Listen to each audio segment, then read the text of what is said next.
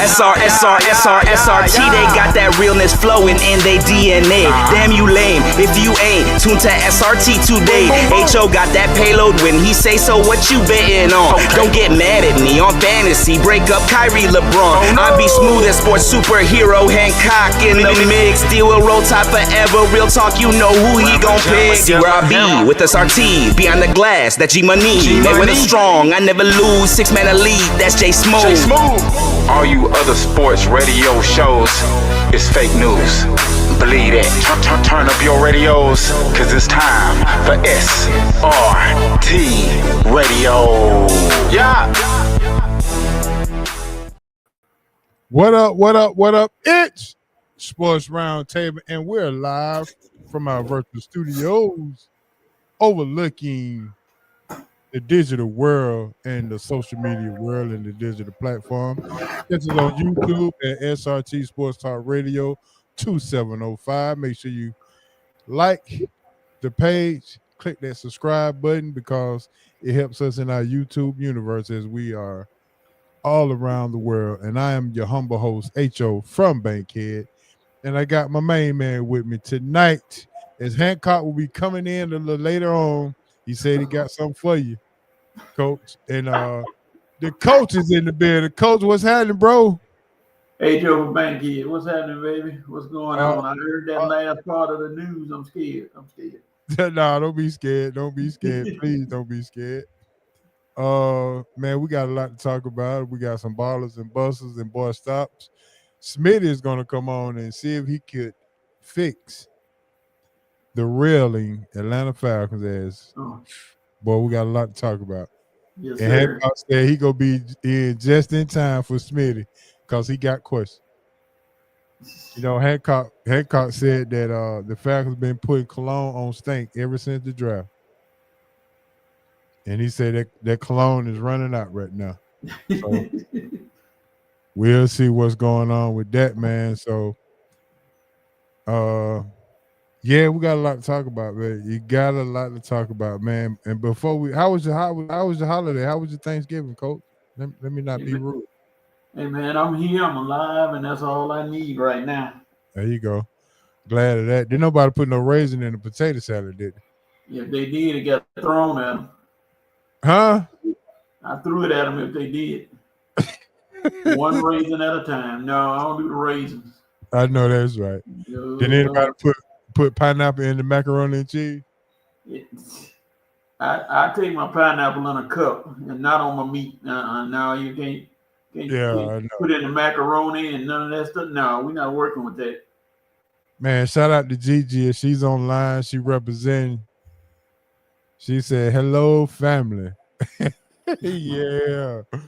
Yeah, she said, no, ain't nobody doing no. Oh, yeah, she said, nah, ain't nobody doing that pineapple on macaroni and cheese. That's disgusting. Or no raisin in the potato salad. That is also disgusting. No, can't do it. Yeah. D will say he will be joining us pretty soon. So we got to see what he got to say about the college football rankings and seedings as of right now. Alabama is in. Asa couldn't make it tonight. And maybe that's probably why, because they got Alabama in. Now that I think about it, he said he had to work late, but you know, hey, it is what it is.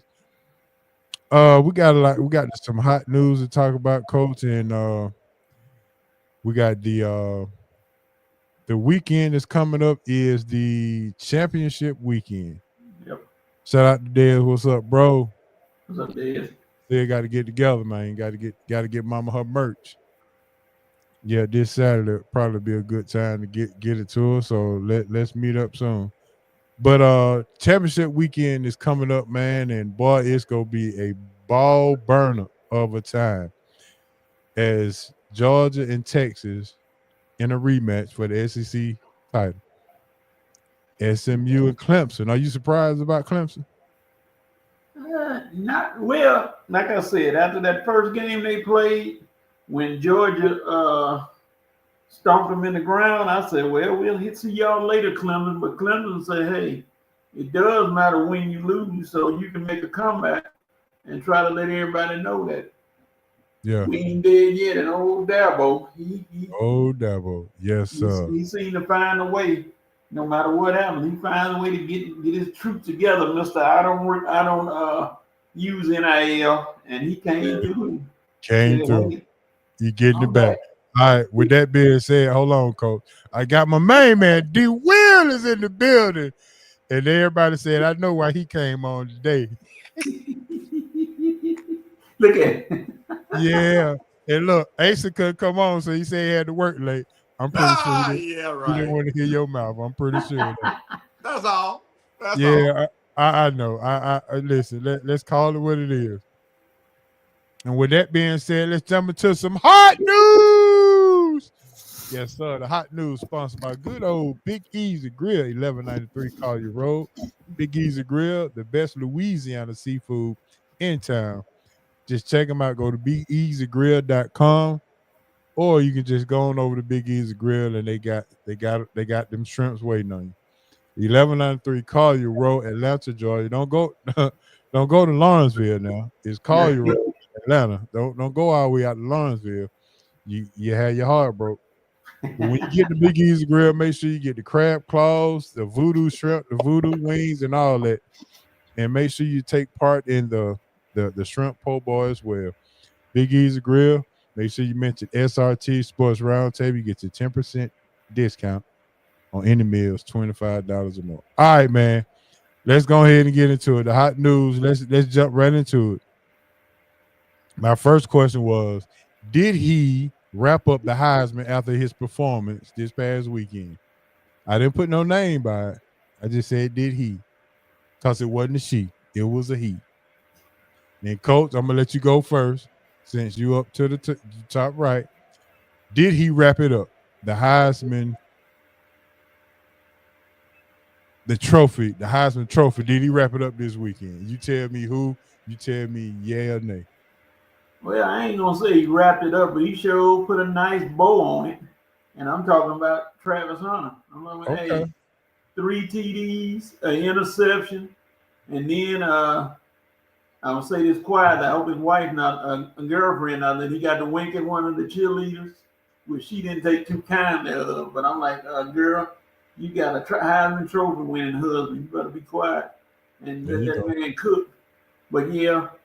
The only thing, like I said, the only thing that hurt Genty, in my opinion, is the fact that motel games came on where people were trying to go to sleep, which you only had to see the highlights of him. You didn't get to see most games, but you'll get to see a game of his this weekend. But Hunter, if Hunter doesn't get it, I'm a question of the authenticity of it.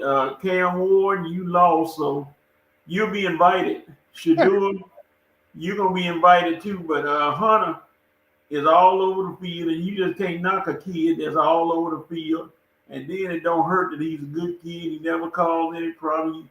He's what they like, a Heisman Trophy winner with no kind of issue. So I think Hunter got it. All right, Weezer, what you got? Did he wrap it up?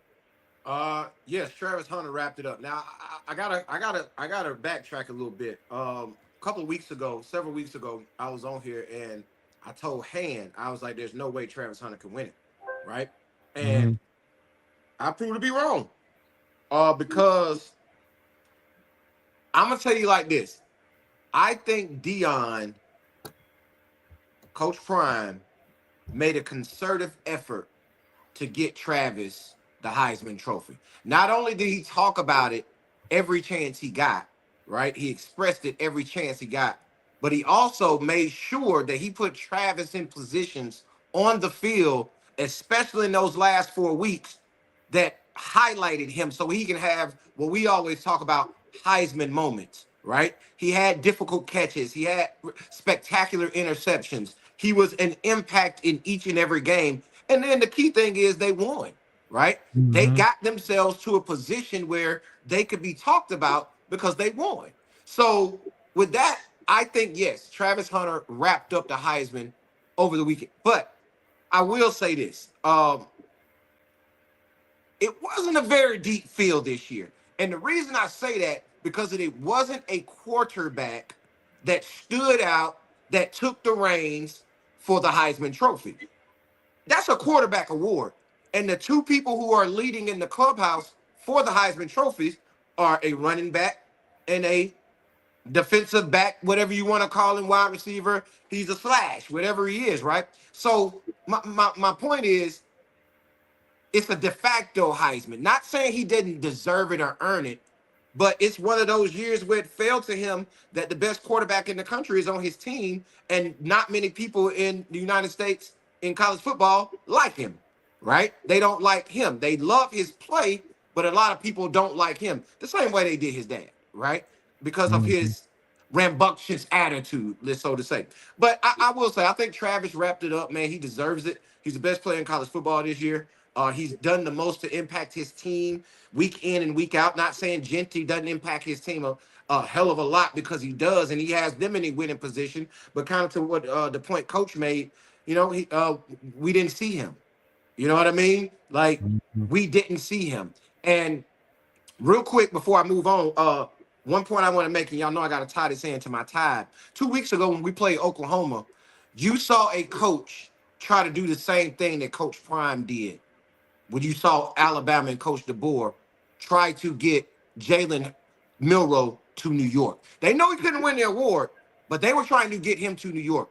Because in that game against Oklahoma, and I wasn't on last week, he had 11 rushes in the first quarter.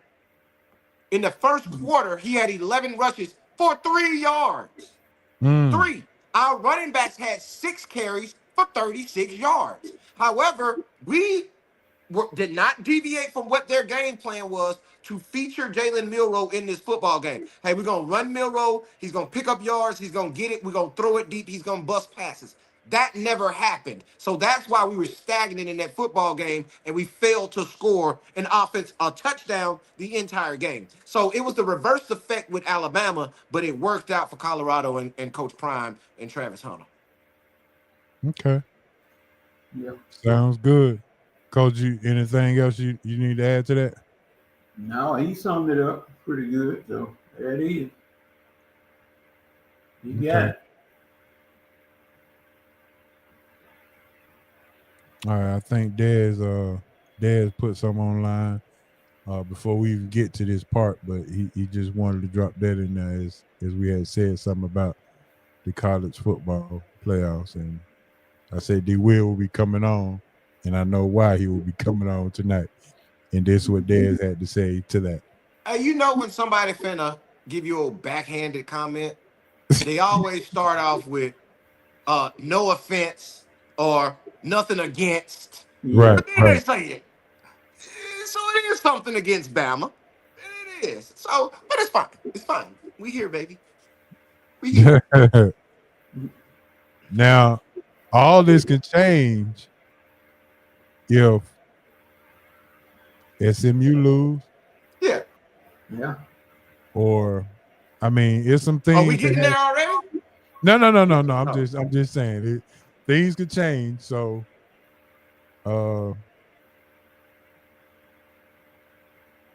okay, there we go. D will know me better than that, but okay. But things could change, and we know why. So I'm trying to see if I can get this new tool up where I can pull up something that is going to show you something,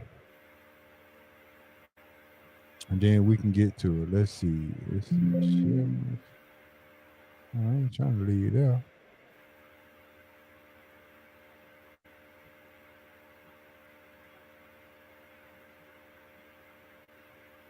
All right, well, let's get to it. Now we're going to get to our. Oh no! First, college basketball. College basketball is here. We done had some blue bloods to go. D. Will, this is your time of the year. I'm in heaven right now, H.O. Heaven. Yeah, I already know you're in heaven, and I know nephew doing his thing, doing his college basketball, and Hansel made Sports Center with a dunk over at Austin Peay. Let's give him a shout out for that. But college basketball is here, and Coach, I'm gonna go ahead and give you first first thoughts of college basketball and what you've seen so far. We've seen a meltdown from Danny Hurley, and Ugh. rumor has it there's some internal things going on where he got players ready to transfer before Christmas.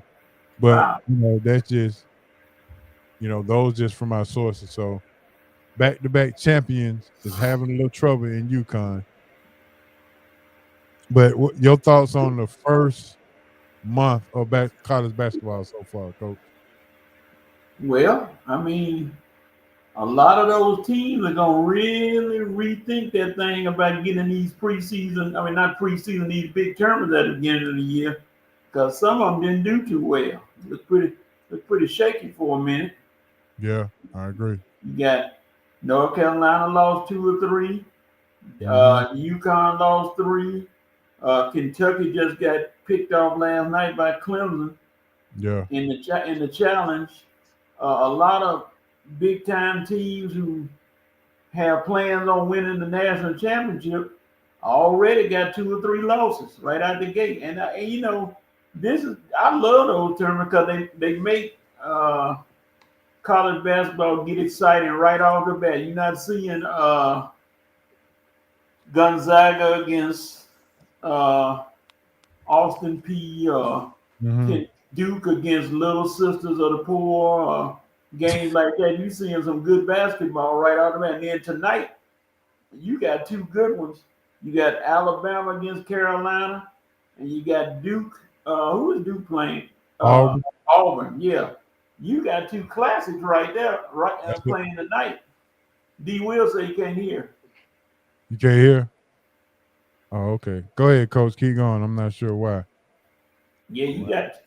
Okay, yeah, he gonna go out and come back in. You got 2 classics going on tonight, so college basketball is picking up right now. They trying to get that audience because they know when late December and July come up, it's gonna be NFL taking the shots again, coming back strong with the playoffs. But they got some good games going on. They got some good competition, and a lot of teams are finding out where they stand right now. And you got some teams who have been primed for upset, and you got a team like Kansas. D. Will. Mm-hmm.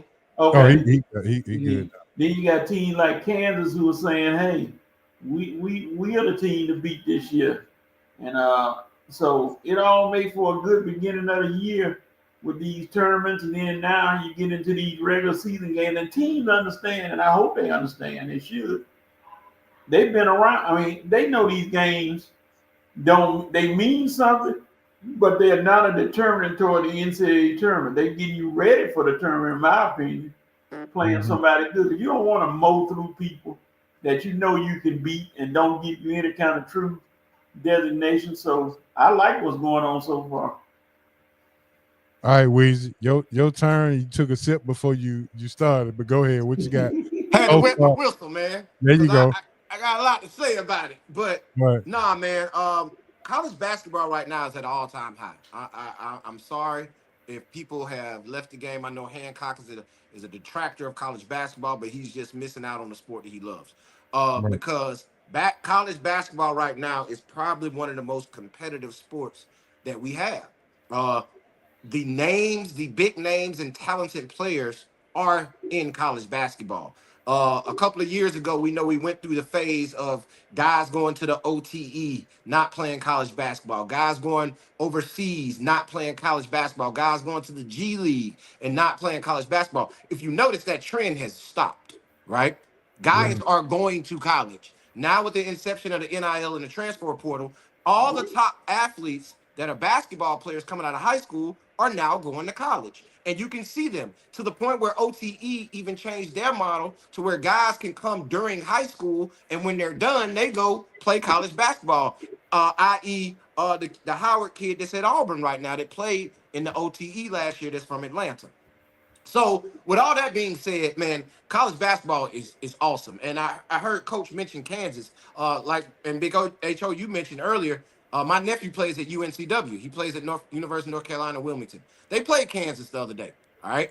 And Kansas got at them. They were down 12, 14, so they didn't get 40 balled. You understand how sometimes when mid majors go up against P4 schools or high majors, but however, the competition level is so spread out, right? It is so many guys that are potential pro talents that are playing at schools that aren't your traditional blue bloods, right? We just watched last night. We just watched Clemson beat Kentucky in the ACC SEC Challenge. The games that are being played right now have the names. It has the talent level. It has the names of the coaches at these programs, because back in the day you had your Dean Smiths, you had your Mike Krzyzewskis, you had your big name coaches that were leading these programs. You now have that again. Yeah, Danny Hurley has controversy at UConn, but that's just because he's an old school coach coaching new school players, right? Like he's going to get after you. So all those guys who are, oh, I want to transfer. How are you going to transfer from a guy who just is the back-to-back national champion, and the Los Angeles Lakers threw a boatload of money for him to become their next coach, and he said no to? So how are you gonna buck that trend and say, "Oh, I want to leave," because he coaches you hard, and that's all that's about. But I kind of digress on that point. However, like if you look around college basketball, even tonight, bro, even tonight we have some awesome games in that, especially in that SEC ACC challenge. Like it's going down tonight, right? You got Alabama versus North Carolina coming on tonight. You got Auburn. Who's Auburn? Auburn has Duke. They got Right. y'all tonight, Big H. Yeah. So if you look at these matchups, it is future pros littered throughout these games. So man, college basketball right now is awesome. If you hadn't been watching, you need to. Everything that you want to see in basketball, you're gonna get in college basketball right now. Okay. But before we move ahead, Dad threw something in there, but we haven't got to that part yet. But he said he think the script is written that Georgia wins, Bama, and Texas are all in the 12. So The script. the script, huh? That's a script. All right. Well, let me comment on this college basketball because I think it is this fun time of the year where college basketball is kind of competing with the college football as college football is winding down, things of that nature.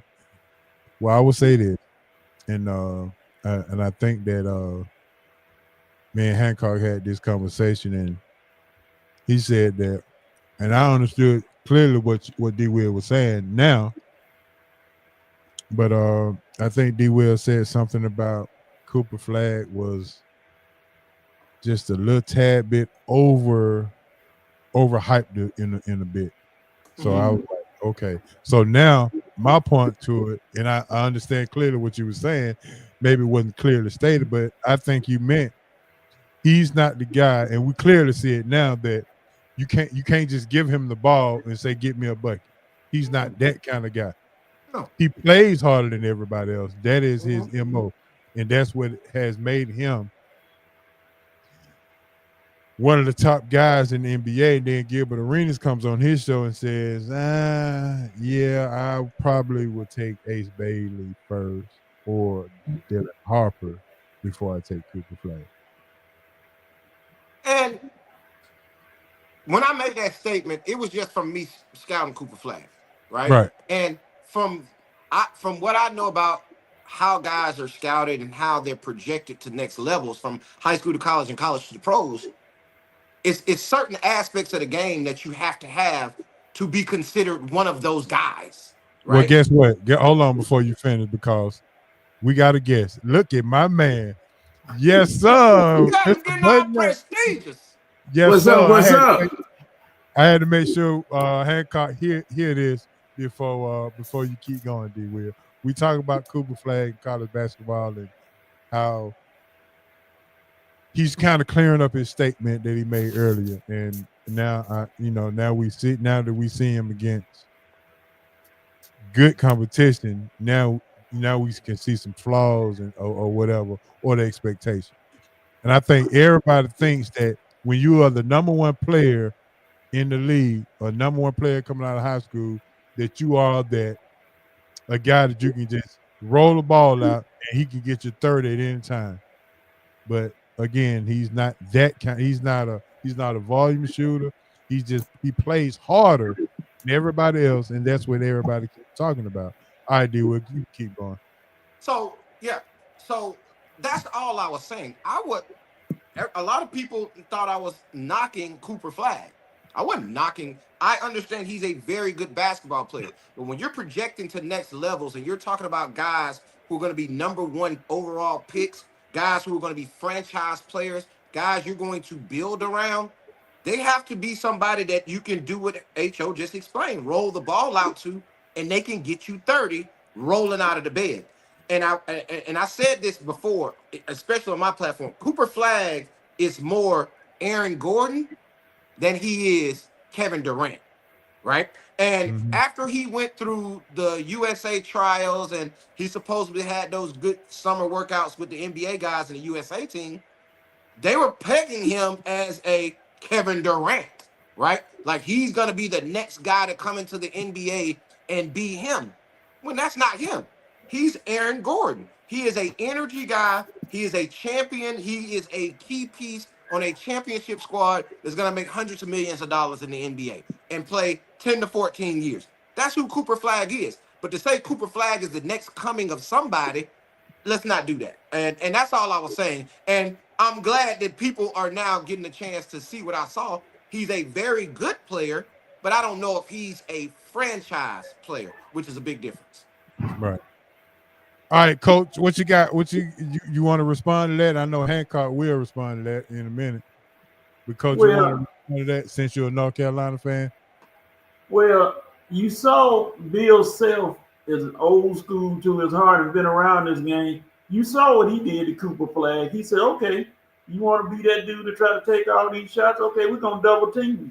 Let's see what you got. And they were all over him like stank on a pig. So they jumped him every time he touched that ball. They were doubling him and daring him to say, hey, what you going to do? And he had a few turnovers that were kind of unnecessary. But hey, he's learning that he's going to get that kind of attention every time he plays until he decides he's going to have to up his assist game. And he did it a couple times. He had, like I said, he had some bright spots, but there were a couple times he took some shots that were kind of, no, you didn't need to take that shot. He took it anyway and missed. And he got to realize everybody knows you the marquee name on the bill, but you got teammates too. And if you don't trust your teammates, you're not gonna win. Now, Auburn gonna run them guys at him too. You know, Auburn got some athletes. They're gonna run them at him too. We're gonna see how he responds tonight.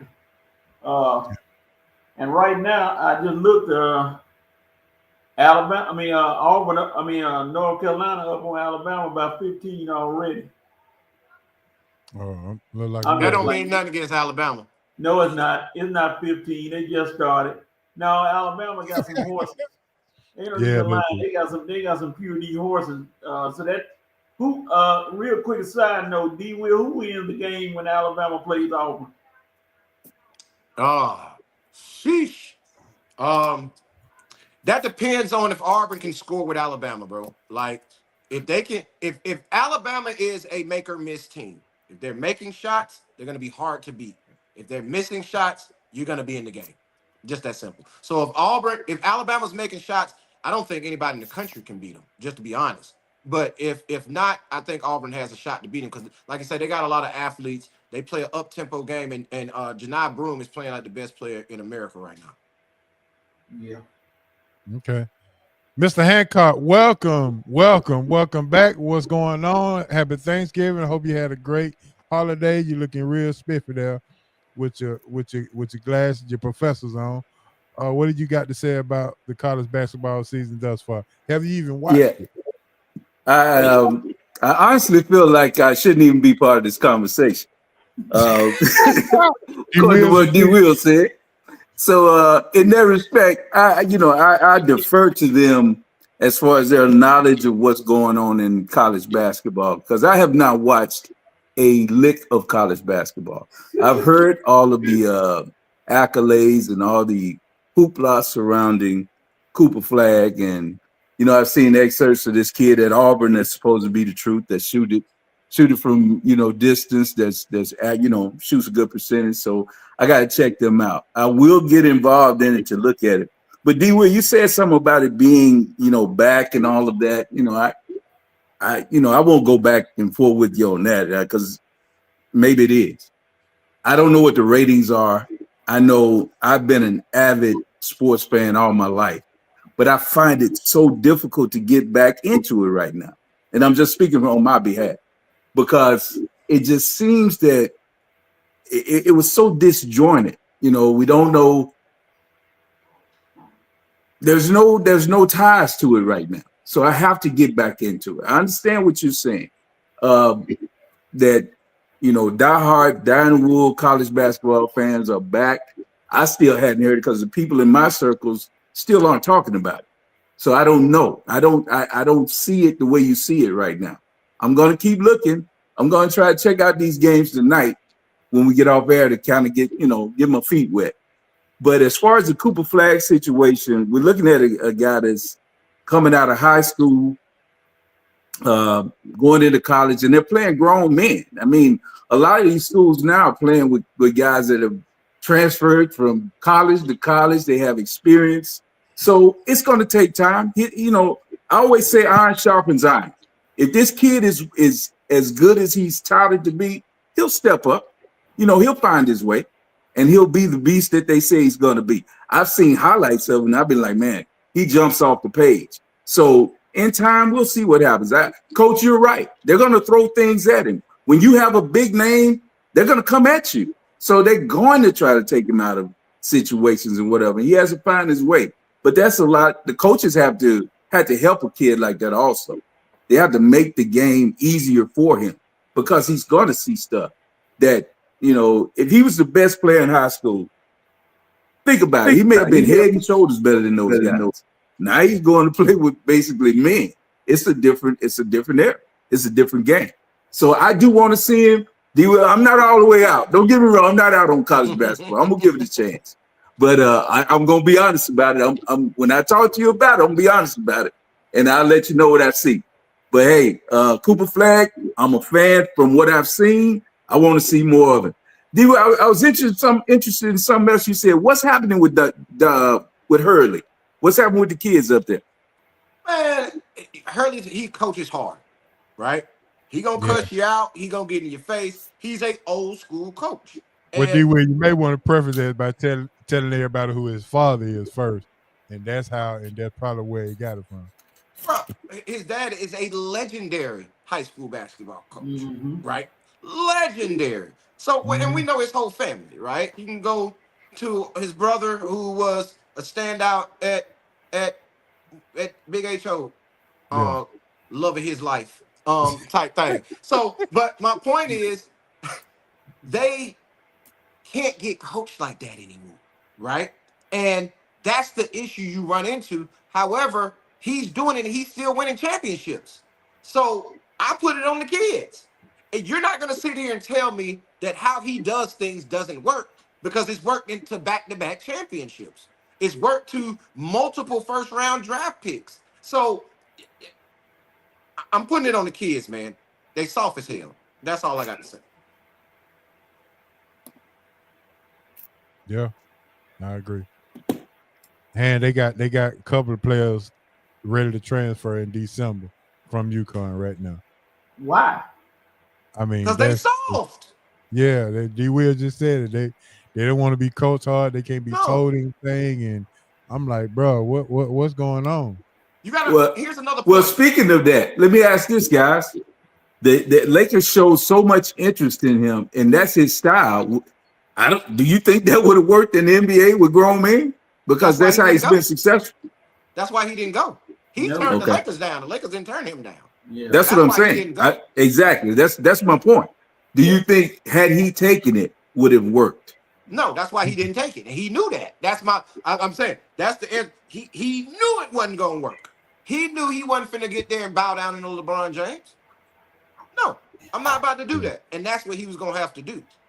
So as the GM, then this goes to my point: is as a GM, why was he even considered? If you know the temperament of pros and you know the type of team you had, why would you even entertain taking a coach with that kind of coaching style to come into the NBA? Why would you even think about that?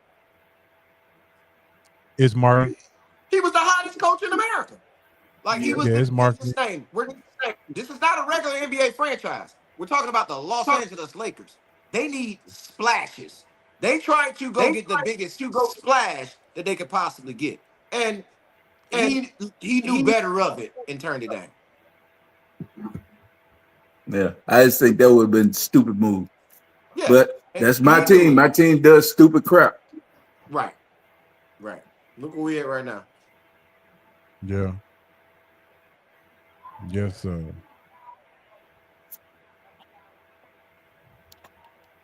Crazy. All right, Han. I'm gonna go back for you just real quick. We talked about did he wrap up the Heisman with his performance this past weekend? I didn't say no name. You know, you and I had talked this off air, and I told you a long time ago that I thought he would win the Heisman.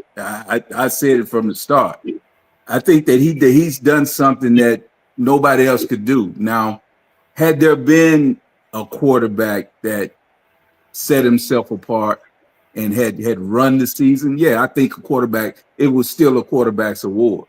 But I don't think there's been a quarterback in the land that can take the shine that he has. And like I said, every weekend on Fox, he had a 3.5 hour commercial, where they did nothing but sing his praises. We've never seen offense and defense at this level played on the major college in our lifetime. Maybe back in the day when, it was 3 yards in a cloud of dust. But in modern day football, for someone to play legitimately offense and defense, and not only just play but contribute, this dude's intercepting passes.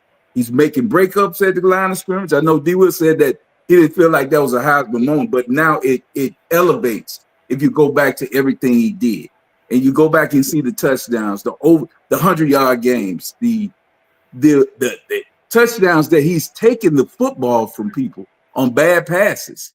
Everything he's done is amplified because at the time they play, they're the game that's on. Everybody's watching. People that have slight interest in college football. Like my dad doesn't watch a lot of college football, but he'll call me and say, "Hey, what time Prime them playing?" Because Prime brings him in, then he sees Travis makes plays, and like I said, I just thought that the way it was going, I felt like he was going to win it. And I've been that way pretty much 80% of the season. I said I thought he was going to win it, and I think he's done enough. The last performance did it. I don't think he puts on another Colorado uniform. I think that's over. He won't play in the bowl game. So his last performance is what he did last Saturday, and I think that's going to be enough. I think he'll win the Heisman. Okay. Anybody else got anything to say about that before we move on to our next? I think Dion contradicts you here because Dion said both of them gonna play in a bowl game. Shadua and Travis. He said they not quitting on the team. He gonna make them play. So okay. How long? That's another step. But he said they're gonna play. Well, if that's what they'll do, that's fine. But he's his dad. If I was his dad, he would be playing. But that's his son. Yeah. All right, fellas, it's time to get into this college football thing, and let me see if I got this thing right now. Let me share this and pop this thing up, and I think we'll be in the business.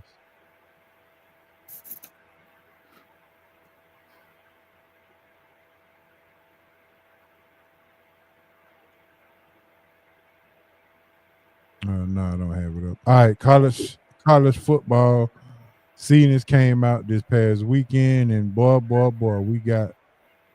we got some folks down in the great state of Florida, namely Miami, has a problem with this seeding. And I'm pretty sure Michael Irvin and Ray Lewis and Ed Reed will have a problem with the way that everything is set up right now. Miami is one of the teams that's out as SMU. Well, Miami lost, so SMU is in the ACC championship game versus Clemson. So right now, as seeded as today, Oregon 1, Texas 2, SMU 3, Boise State 4. And we got a 12-6, a 12-5 matchup with Arizona State versus Penn State, a 9-8 Ohio State, Tennessee, a 11-6 Notre Dame versus Alabama. Boy, that's going to be a good one. Then we got a 17 Georgia, Indiana. All right, fellas, Coach, I'm going to start with you. How do you see that? Do you see any changes coming up based on any losses as championship weekend is coming up? Well, I just think if Clemson wins, then Alabama's gone. They're gonna snatch Alabama. I don't know why they're gonna snatch, because these people talking about Miami, and I don't know if there are any Miami fans in here, but I'm still trying to find out who Miami beat that was worth something. And I know you played the schedule, that was your schedule in the ACC, but who have you beat? You know, I want to know who you beat. 11-2 is fine, and look 10-2, whatever it is, look good. But when you had a chance to solidify yourself and be Syracuse, you didn't do it. It was right. They didn't. Nothing changed. It wasn't like you didn't have to play them. You played them on the field, which is where I'm glad. I would be glad when December 20th or whenever it gets here, so they can start playing these games on the field. So then we'll see, and it's showing improved time. But you know, it's gonna be some changes after Saturday. I promise you. The upsets I don't think have stopped. There's gonna be some teams that's gonna come in there and get picked off. The game I'm looking forward to seeing, really, out of all of them, is Texas and Georgia, because, like they said, it's hard to beat a team twice. And although I think Georgia gonna win, it's not gonna be as easy as they had it the first time when they beat the anti-lock breaks off Texas. But you know, I want to see how Georgia responds, because Georgia, by all means, should have lost that game against Georgia Tech. But hey, good team find a way to win. All right, Weezy, what you got? Man, I'm rubbing my hands together like Birdman. Now, I understand, like Coach just said, this bracket is going to be shaken up. But if it was to end today, if today was the day and it was over with, they're giving us a layup. I mean, alley-oop, slam dunk, windmill to get to the national championship game, bro. Like, come on, man. Notre Dame, we're going to blast them. I don't give a damn. We can be not Alabama. If we got to play Notre Dame and SMU to get to the semifinal, we get into the semifinal, right? I'm just going to keep it 100. We right in there. So I'm confused at why in the hell we even have it to where Texas and Georgia could possibly meet again. Yeah. Right? Now, I know with them playing on Saturday is going to have them shift where they actually are in this bracket. Both of them will get in, but it's going to shift to where if Georgia wins, Georgia's going to move up and Texas is going to drop and vice versa, right? So you can't have a team play each other 3 times in 1 year. You just can't do that. So they got to somehow, however they're going to match out these brackets, they have to get it to where Georgia and Texas will not meet unless it's the national championship game, right? Because if they do, and even if they meet there, they're going to lose a lot of ratings, right? Nobody wants to see this 3 times in a row. But let's get back to it. SMU, you got to beat Dabo. That's all I'm saying. SMU is the anchor pin for the 12-team playoff. If SMU wins, and granted other upsets, which I don't really see happening, that's going to change the bracket much. SMU is the game. If SMU beats Clemson, what we're looking at now will be the 12-team playoff. Because nobody else plays that are the lower teams. Nobody else is playing. So everybody else that is the upper seeds will have to meet in their championship games. And I'm gonna tell you something that I think the committee's gonna do this year. We've heard over the years all this talk of how conference championships matter, right?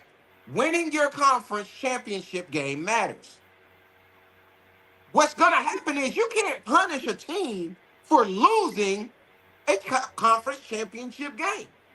So we're about to see conference championship games not be very important. They're not going to be part of the criteria to get in like in past years because these teams can't be punished for playing an extra game. So they got a problem on their hands. That's all I got to say. But Birdman. All right, Hank, what you got before Smitty jump on here? Yeah, I'd just be echoing the same thing and basically what Coach said. I think the linchpin of this whole weekend is the SMU Clemson game, and it just depends on if Clemson beats them, Bama is in trouble. They are. That's just the nature of what it is. As far as Miami being upset, you had a chance, man. When you play a schedule like you played, you have to win out. And you did not win out. You didn't handle your business. You lost to Syracuse, an unranked team. I think a week or two before that, you lost to Georgia Tech, an unranked team. So you have no one to blame but yourself. You know, it just is what it is. You did not, you didn't complete the mission.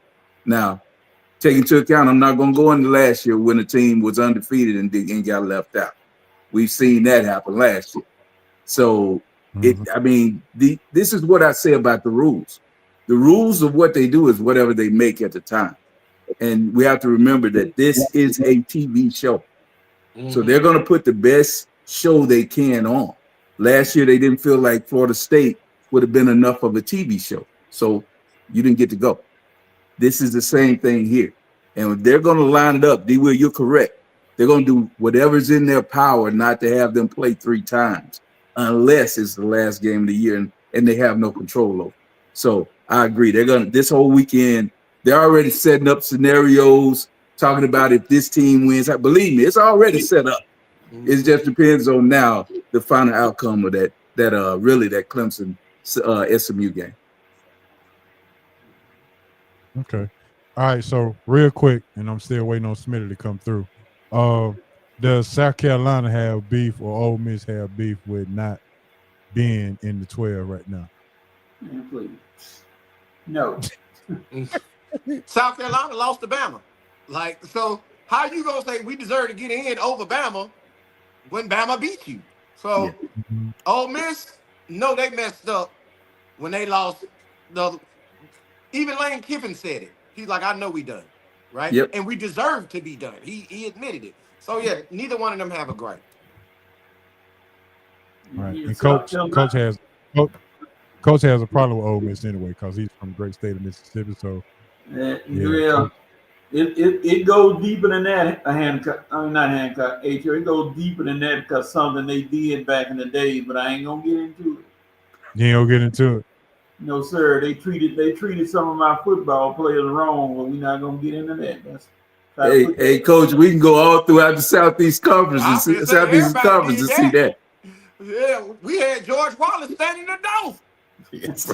Exactly. So no. Hey, with that being said, fellas, Coach, D. Will, and myself, we might have to clear the airways now because Smitty is on, and Hancock been waiting on Smitty to jump on the line, and I don't know if I can.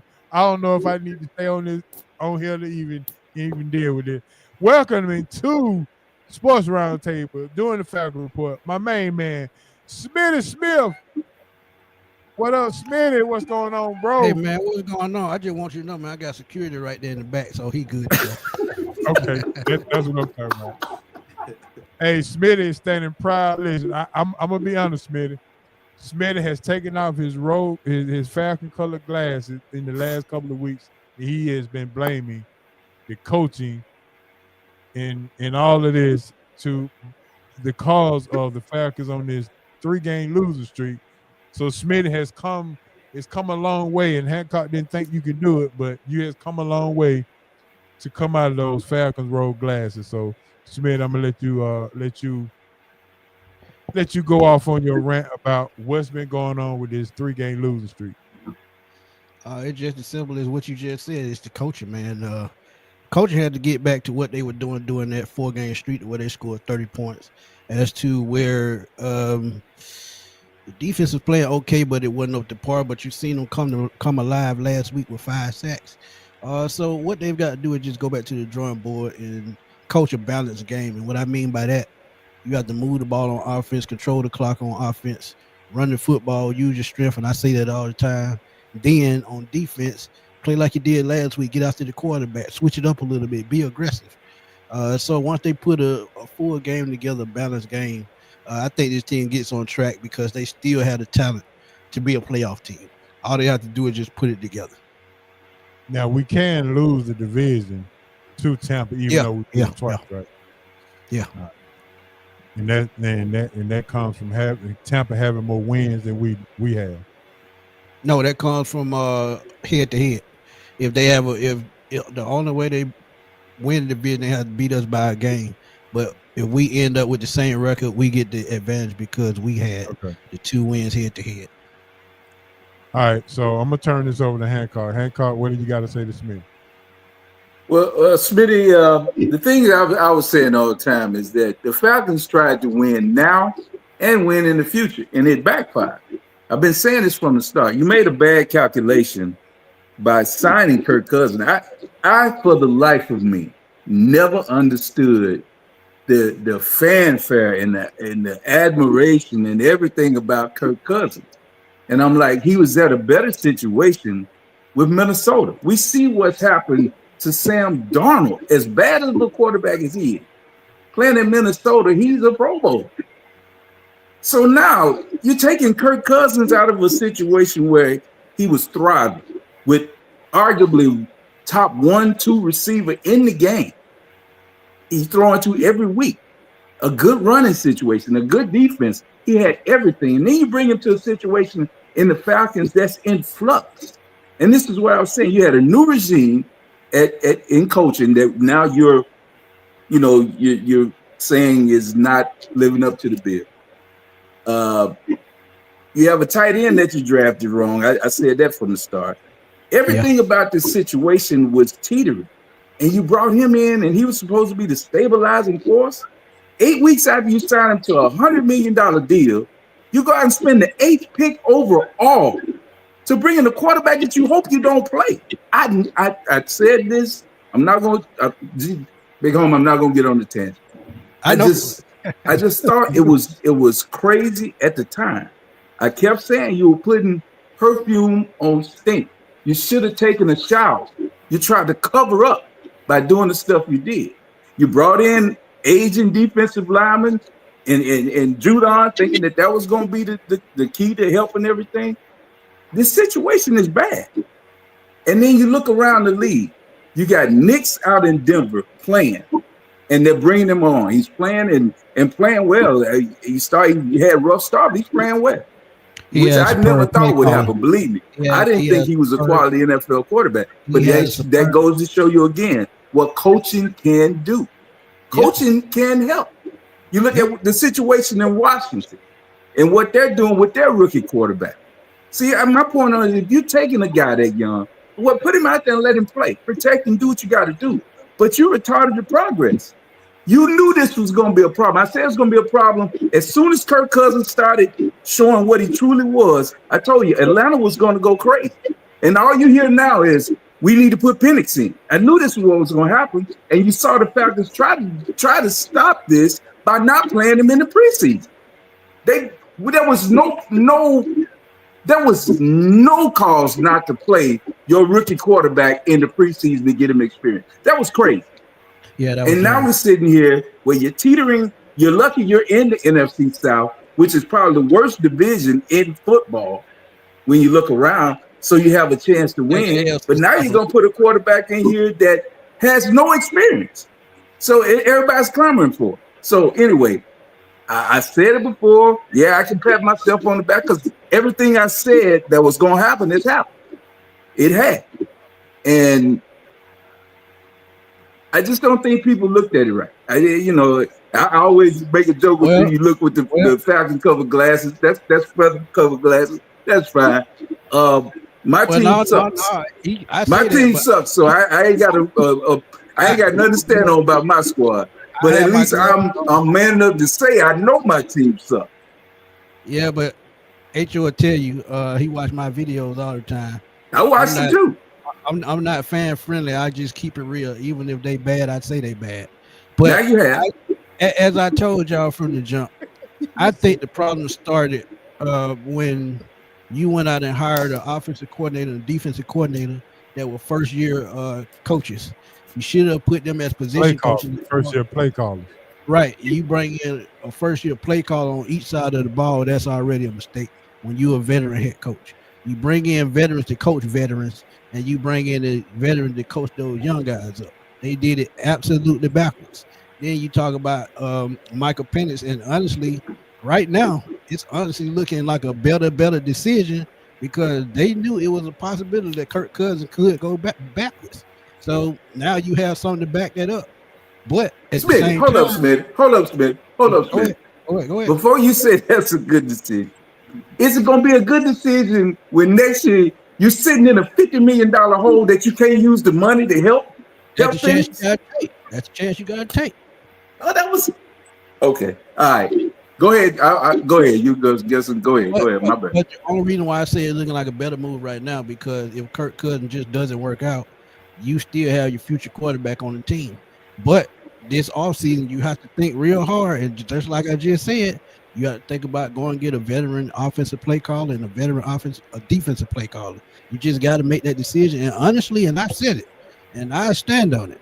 If Raheem Morris did not make the playoff this year, his question he could get fired because he was in a place at 6-3 with a winning record, and they just fell off a cliff because he just couldn't control the locker room or he couldn't coach up to his talents anymore.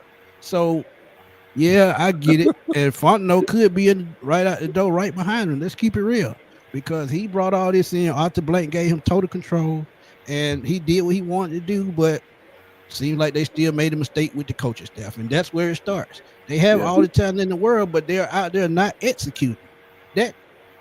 Look at that pick six he threw. That was one of the worst play calls ever, and if you look at that throw, his arm just looked shot. That ball did not have any zip on it. So if you know that as a coach, as a coaching staff, that you see his arm de-escalate and not being as strong as it was 3-4 weeks ago, that's a bad sign. And remember, they put him on the injury report just 3 weeks ago. So it was something there anyway. So now, look, the coaches, they put themselves in the bind that they've got to dig themselves out of. This could be the perfect game because even though Minnesota has a top-rated defense, they're still bad against the pass, and the Falcons have been good at throwing the football this season when Kirk Cousins is on. So this could be the game that he snaps out of that funk. But let's see, Smitty, anybody ever think about the fact that Kirk Cousins was injured when he was on the sideline while they were winning doing the swag surf? Come on, man, you got that crazy way he was doing. Look, Coach, I've been saying he probably injured when he went in week 1 because he wasn't stepping into his throws. So his Achilles probably still could be injured right now. And they said he had an elbow, arm, and groin injury 3 weeks ago. I believe the elbow and the shoulder injury because, like I said, no velocity on his throws. And look at the throw he made to Mooney in the red zone. He threw the ball behind him, and it was short. So he could not put enough mustard on the ball to get the ball to him. So now, yeah, he possibly could be injured. But again, that's why the Penix picks looks just a little bit more smarter because you have somebody to throw in there that knows the system just enough to come in and do what they need to do. And honestly, I think with his arm talent and him playing in the offense similar to this in college, I think he'll thrive in it. Okay, well, Smitty, you just said though. Hold on. If it was a smart, go ahead. I'm sorry, Big Homie. He will look so crazy when he was talking about firing the coach. I was like, that's what I was about to ask. D-Will, before you go, D-Will, this is what you just said. You said that the coach and Fontenot might be in trouble. So if this is your brain trust, so it couldn't have been a good decision if they're gonna lose their job. It was a horrible decision. It was a horrible decision to take this guy after you committed $100 million to a guy that was injured.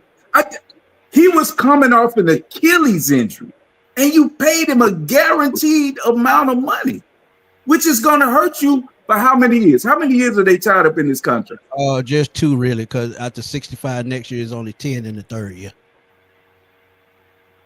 Go ahead, D-Will. All right. I just heard that whole entertaining segment of that, right? But we got to go to that point. Fire Morris, Schmidt. My explanation is I got 2 questions for you. Run it. I want you to elaborate on the fire Morris, but also putting Penix in at this point. Are you tanking the season? Because do you honestly think that putting a rookie quarterback that with no preseason experience, no game experience, is going to come in at this juncture of an NFL season and lead you to a playoff berth? But if your quarterback is hurt, what other choice do you have? You don't have a choice. You don't have a choice. But is hurt and injured, we always say it's 2 different things. Is he injured or is he hurt? Because if he's hurt, he has to be a more valuable option than Michael Penix at this point. And not only is he injured physically, he's injured mentally as well. Because I don't see that same drive as what I saw a month ago. I don't see it. But he's injured mentally. Okay. Damn. Yeah. But okay. But firing Morris, with all we just said, your quarterback may be injured physically, he may be injured mentally, you aging on the defensive line, you got a rookie quarterback that you might want to put in, that you might not. All those things. Can you really blame it a first-year head coach's feet? Yeah, because him and the GM put the team on the field, the players that they brought in, they made that decision themselves. Sheesh. Well, I said it when I saw them sitting up there.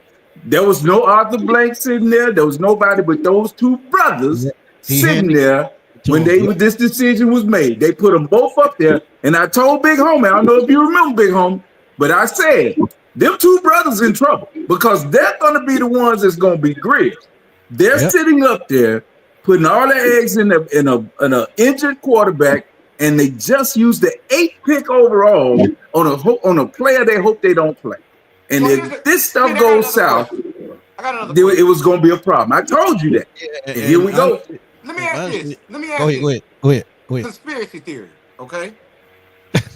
Is the looming of who was your other finalist for head coach hanging over this franchise? I was going to get to that. Yeah, Bill Belichick. Yeah, Bill Belichick's name is probably still floating around in the front office. Trust me.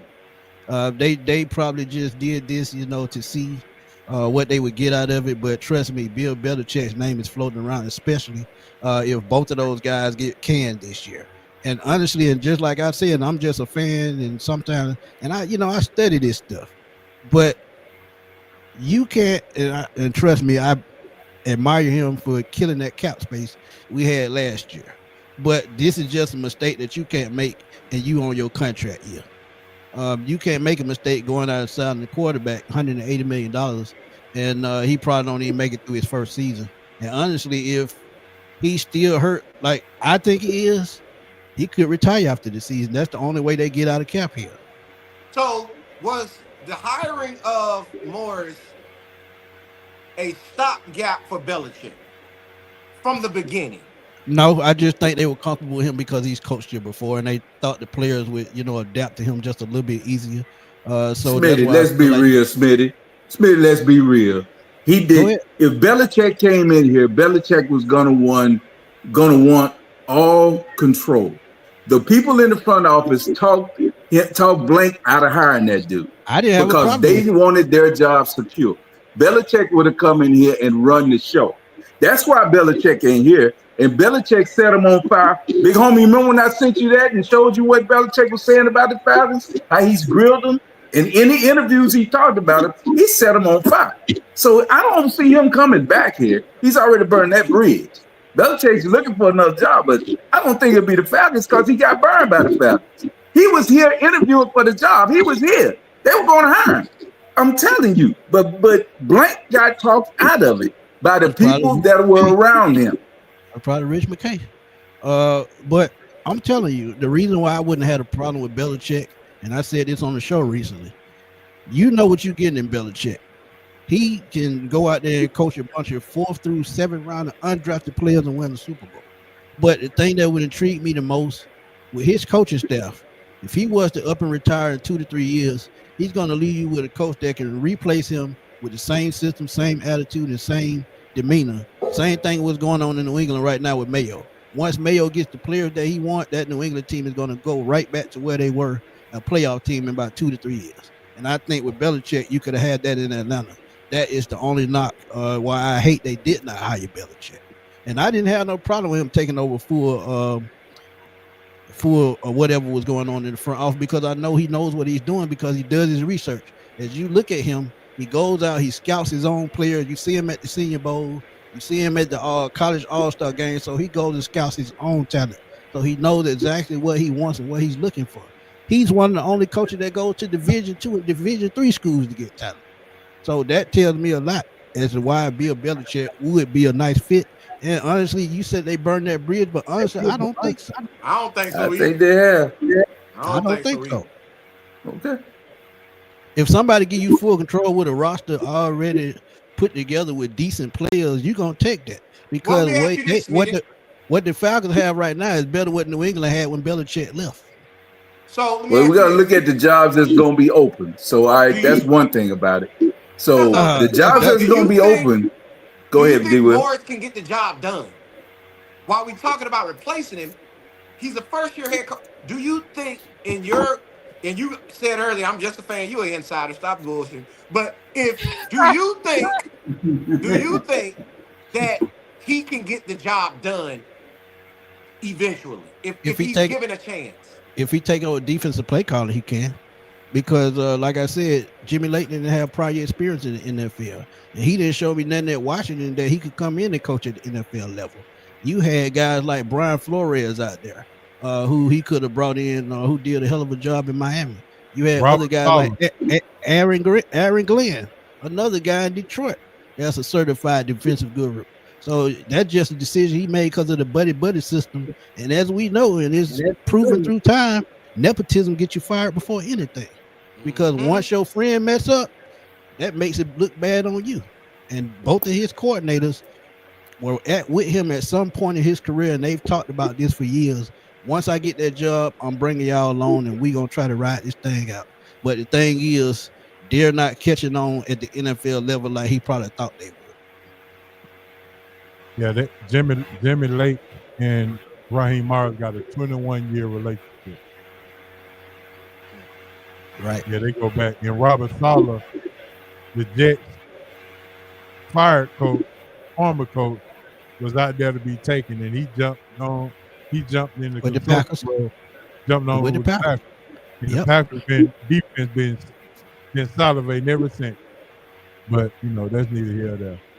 Smitty, what else can you talk about? Koo, do we need to bring in another kicker, or has Koo ran his course, or what's the deal with? We actually just signed another kicker, but we cut him the next day. He got cut yesterday. Well, cut yesterday when they brought in a running back. He got cut. But Koo, I think it's just his new kicking style, man. He needs to go back to what works. He's trying to become a straight line kicker instead of kicking at an angle. That straight line kicking, it's tough. And for somebody that has the leg strength that he has, for the ball to be drifting like that, it's been a bad year for kickers. Let's just keep it honest. But for Koo, to see him missing the way he do, he need to go back to what worked. And if it is a hip injury, you need to just sit him and put him on IR for 4 games and bring in a kicker to kick and see can he compete for the job, because games are won and lost by points. That field goal could be the deciding factor, and you don't want that to come down to that. Yeah, you don't want your young hoe to let you down. Right. Yeah. And Smitty, to be honest with you, we don't care about no other kicker than Cool. I'm just saying, even though it's been a bad year for kickers, we don't care. It's been a bad year for Cool, and that's what we care about. So, Right. all right. So we talked about that. All right. Let's talk about Kurt. Captain Kurt hadn't had a touchdown pass in a whole month. Yeah. He had one Sunday. No, he didn't. Just Yes, he did. To the other team, yeah. Yeah. Yeah. There you go. Damn. Hey, boy, them Cowboy fan ruthless when they losing, boy. I tell you. Hey, I'm on a 2-game win streak. Yeah, for now, yeah. There you go. Yeah, good But man. when you pay a quarterback $60 million that can't stay healthy, that's a big mistake. So you can't talk about. Hey, let's not talk about that because you're in a $50 million a year hole for the next 2 years. That you can't even use the money. At least I got Dak. He'll be playing. Yeah, but for how long? Dak ain't gonna play for long. Yeah. Hey, he'll be longer than Kirk. We'll see. Yeah, Falcons just need to make sure they massage that young hoe's leg before they kick it. There you go. All right, Smith, my last question is this. Let's talk about Mr. Kyle Pitts. Wow, man. Did you know, and Hancock, and Coach, I'm not sure if y'all remember this, but we took Kyle Pitts over likes of Jamar Chase, Devontae Smith. I think you seen my video earlier. I'm just saying. Yeah. All right, I sent you that. I know. Horace, how long did I tell you that was the dumbest move to take a tight end that high in the draft? What did I say? Didn't I say that? Yeah, you said it was. I've been singing that praise for the longest. I heard you say that myself. All right, Smitty, what's going on? Is it Kyle Pitts? Is it the organization, or is it both? Is it play calling? It's the scheming, man, and I've said this 1,000 times. When you have a offense that's supposed to be high powered and high octane, you got to find that particular player to build the offense around, and they've done it backwards. They've been trying to build it through Bijan, but honestly, Pitts is the key to the offense. And right now, I don't think Kirk Cousins trusts Kyle Pitts, and that's what it boils down to. If this offense is built through Kyle Pitts and he's having a hell of a season, guess what? The middle of the field is open wide and the run game will run crazy. But since he's not really a part of his offense like he should be, and they're making Bijan the focal point, that's what all the attention going. So if all the attention is going to Bijan and not Kyle or Drake or any other receivers, what did that tell you? They don't trust him. And he's looking for Drake. Trust me, he's looking for Drake and forcing it to Drake. That's 3 of his interceptions came from looking for Drake London. But HO, let's keep it real. 6'6", 260, 83-inch wingspan. What safety linebacker gonna touch that? I agree. One. But when you don't run good routes and you give up on the routes, then that's a perfect example. Let me give you a perfect example. Sunday, one of the best safeties in the league, Derwin James, was playing in the middle. Derwin James was in the box 80% of the game. If Kyle Pitts gets even 5 catches, Derwin James does not stay in the box more than 20%. Why? Because he's got to worry about that athletic tight end back there. And if he has to worry about Kyle Pitts, guess what? That's going to open up that outside zone run. Because that interception that he got, Derwin James, at the end of the game, guess who the target was? Kyle Pitts, but he underthrew the ball. So without Kyle Pitts being the focal point of this offense, to me, I don't think it'll never reach its full potential. It could put up points, but I don't think it'll reach its full potential because I think he's the key. Now I wasted a whole draft pick in fantasy messing around with Kyle Pitts. And honestly, I wanted hurry up and accept my trade, please. I wanted the guy that Hancock them got and Michael Parsons. That was my guy from the jump. Yeah. But when Julio left, I said, oh, they going wide receiver, tight end, either or. And Jamar Chase was still on the board, and right now, he's one of the best wide receivers in the league. So Yeah, they he still is. fumbled it. He's They the still fumbled best the right ball now. Either way. Yeah, he is the best. Man, what you don't want to do as Falcon fans is really you looking at Pitts got to get open, and beside that you don't want to boo a young hoe's performance at the end of the game. I'm Yeah. sorry. But I'm telling you, man, if Pitts becomes the focal point, I'll give you a perfect game. That Tampa Bay game where they came back and won in Tampa, he had 5 catches, 92 yards, and 2 touchdowns. That's the Kyle Pitts we've been needing to see all along. The talent is there, but they're not scheming around him for him to make those plays consistently. So until they do that, hey, it's going to be the same story.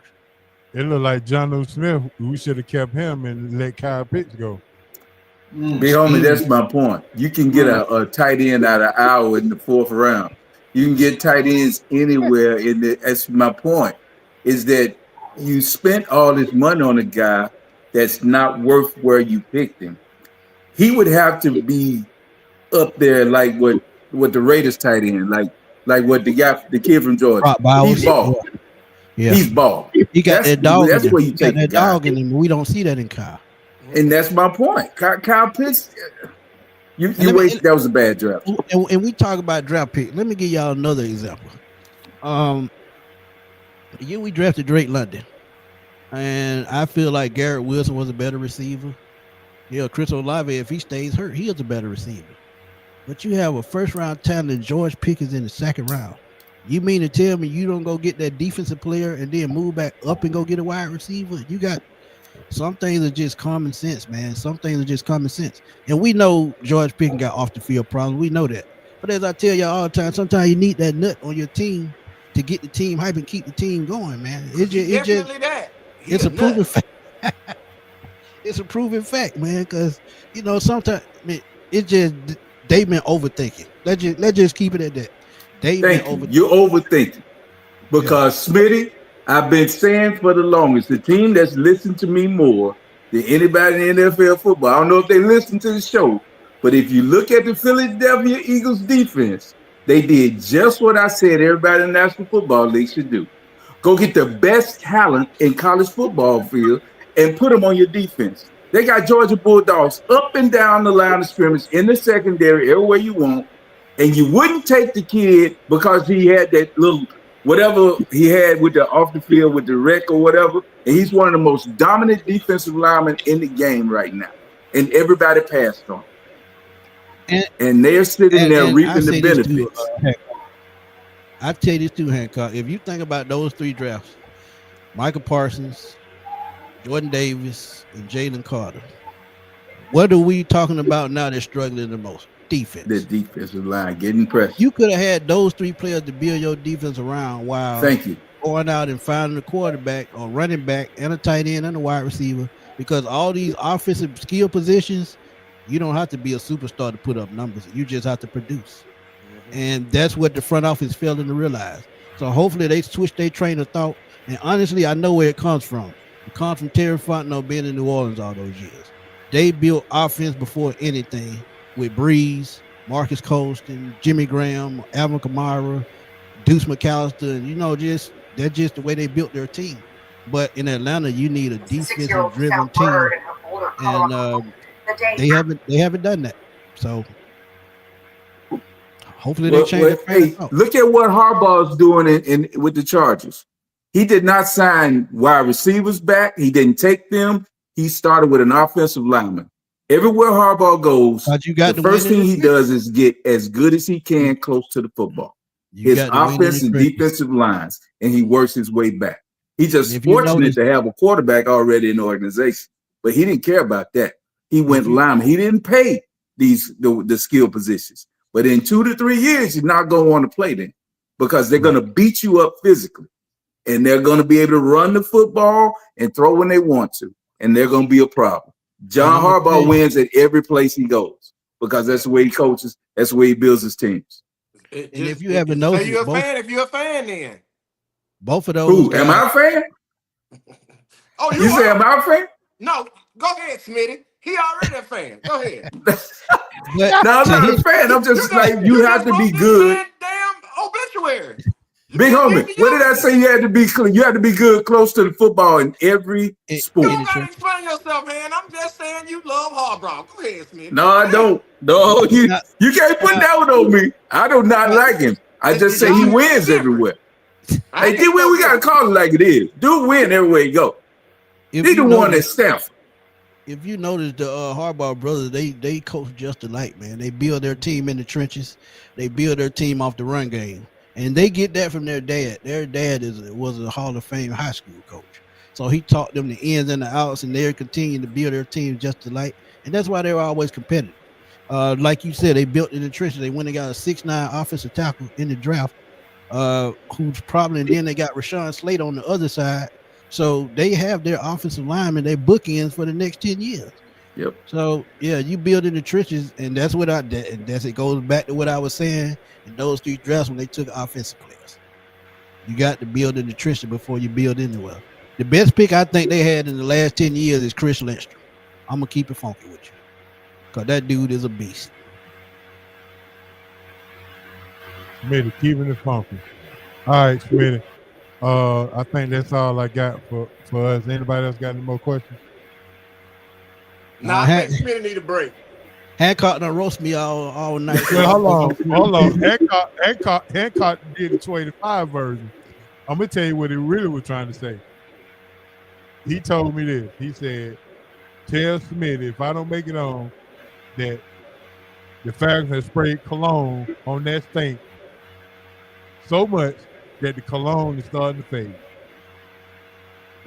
And it's starting to stink up the whole." We got 5 games. We got 5 games before we figure out if that's true or not all the way.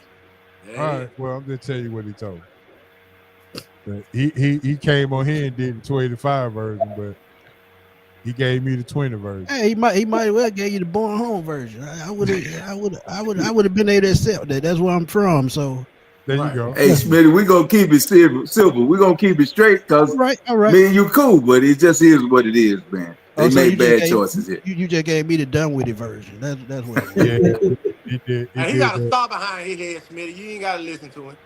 Oh damn. Oh boy, you need to get a control of Jerry Jones though. Tell him it's time to retire and tell him to turn the reins over to Stephen Jones. Cause hey, Jerry Jones, just like we talked about a little bit longer, he stood in the door and kept black people out of school too. So it is what it is. Him and George Wallace. We saw that picture of him in Arkansas back in the day. Yeah, I saw it. Same way. Jerry Jones Can't change him. Jerry Jones gonna retire to the dirt. So you better like Al Davis. Just like Al Davis. Yeah. Yeah. He's set in his ways, man. Hey. All right, Smitty. Chicago done fired their coach. They saying Cliff Kingsbury, Marcus Freeman, and who's my other guy? Ryan Day could be possibly the guy in Chicago. I don't see Ryan Day going to Chicago. He better stay at Ohio State till he get himself together with Michigan. Once he wins that game. Once they not go out in that playoff in the first round, though, Smitty, he's gonna be looking for a job. He'll be gone. Yeah, he'll be gone. But there's a lot of coaches out here, man. I think coming and fill these spots. One coach that I said was Aaron Glenn. He's going to be one. Terrell Austin, he's another one. Ben Johnson. Yeah. Get some coaches out there, man. So Ben Johnson would be a good fit with that young quarterback. I would love that. And they already have weapons there. Yeah, I would love to see Ben Johnson. All right, Smith, go ahead and let everybody know where they can find your YouTube videos since they're so popular these days. Yeah, go find me on YouTube at Smitty Sports Machine, man. I'm always bringing breaking news, hot topics. I even answer fan questions. If a fan give me a good question, I roll with it to a video, get my thoughts on it, and sometimes it hits big. You catch me on Tuesday nights on the NFC South Roundtable, where I collaborate with the Bucks, Saints, and Panthers fans to do a roundtable about the weekly recap and then the weekly preview show. So y'all go check me out on NFC South Roundtable as well, and y'all can catch me every Sunday after every Falcons game. Come through Vent, man. If you want to talk to us, we let you in the live chat to talk to us while we going live, and we talk to you for a minute, get your thoughts on the game, and we just do that for a little while and roll out. And that's after every Falcons game.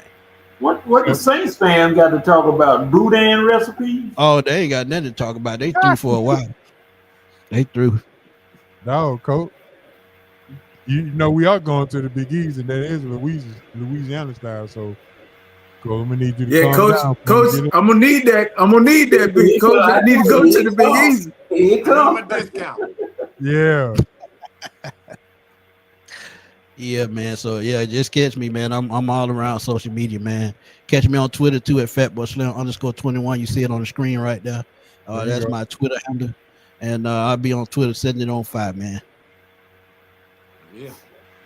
All right, Smitty, we so appreciate it, man. Hancock and Coach got a bet that Mr. Edie averaged 18. Was it 16 and 8 or 18 and 6? No, it was 18 and 6 or something like that. I think it was 18 and 6.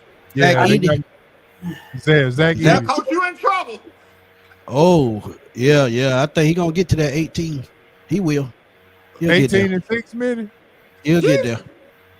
He'll I don't get know there. No, not 18 What's it? points in the game, averaging 18 points. Oh no, he probably get about 14, 15 somewhere in there. Okay, yeah. This we talking about the average, averaging 18. What he at right now? About 11. 2 seconds. I'm He sure- is I'm sure at Coach- 11 and 7. Yeah. He hurt right now. Oh, so he might be around 12, 13, and he ain't gonna get much higher than that. No, Coach, I'm gonna go ahead and put my order in. Uh-oh. yeah, because I just saw some. Oh man. I just saw some. Yeah, coach, you lost that one. I'm sorry You to say lost it, that man. one, my boy. I'm Yeah. going to see because the Grizzlies have a sign. Oh, they didn't send him there for practice to the G League for practice. He's trying to get back healthy. Okay, I definitely. Yeah, you might well go and take a shot of that card, that credit card, and go and send it to him. Right. Hey, now just go on Cash App. We gonna eat good that day. Hey, coach, I'm not gonna even eat before I go down. I'm not eating no breakfast. So be ready, coach. Oh my goodness. You in trouble. There it is. All right, Smith, man. We so appreciate it, bro. I appreciate y'all, man. Next time I come through, man, I'm gonna bring my folks from my channel, man. So there you go. Yeah, so I got you next time, man. I'll rush all love, Smitty. All love. Facts. All I love, appreciate bro. y'all, man. All right, man. Appreciate it.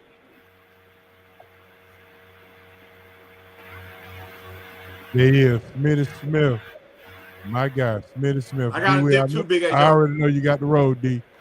I appreciate it, bro. We're gonna holler at you. All right, hold it down, Wiz. All right. Hey, accept my trade before you get out of there, though. I got you. Because hey, listen, I'm selling. Anybody want some, come get it. Yeah. I might look up. Hey, you might get something from me, D-Will. Hey, but I'm trading picks for next year. So be on the. I'm not just giving away. I want your 3rd round pick next year. Okay. If we gonna GM this thing, we're gonna GM this thing. All right. I heard that. That's a bet. We might work something out. Have a good show. All right, bro. All right, Eric Vincent said that your cuz said he got to get back on the court first. Yeah, it don't matter. It don't matter. He might average that in the G League. My average in the G League, huh? All right, with that being said, fella, thanks Smith for coming through. Smith always do a good job, man. He kept it funky with you, didn't he? Yeah, he did. Yeah, he did. He was man of his word. He came on. Yeah, he did. All right, with that being said, let's jump into our baller busters, and boy, you're a sucker. Yes, sir. All right, man, my baller this week goes out to Shedeur Sanders. 5 touchdown passes. Did he throw for 500 yards? Or close to it? It was like 4-something. 497, I think, something like that. I get his stats mixed up with James' stats, but anyway, Shedeur Sanders came through as Colorado Buff get their 9th victory and a 52 donut victory this past weekend as the last game of the season, Oklahoma State. Shedeur Sanders, yes, sir.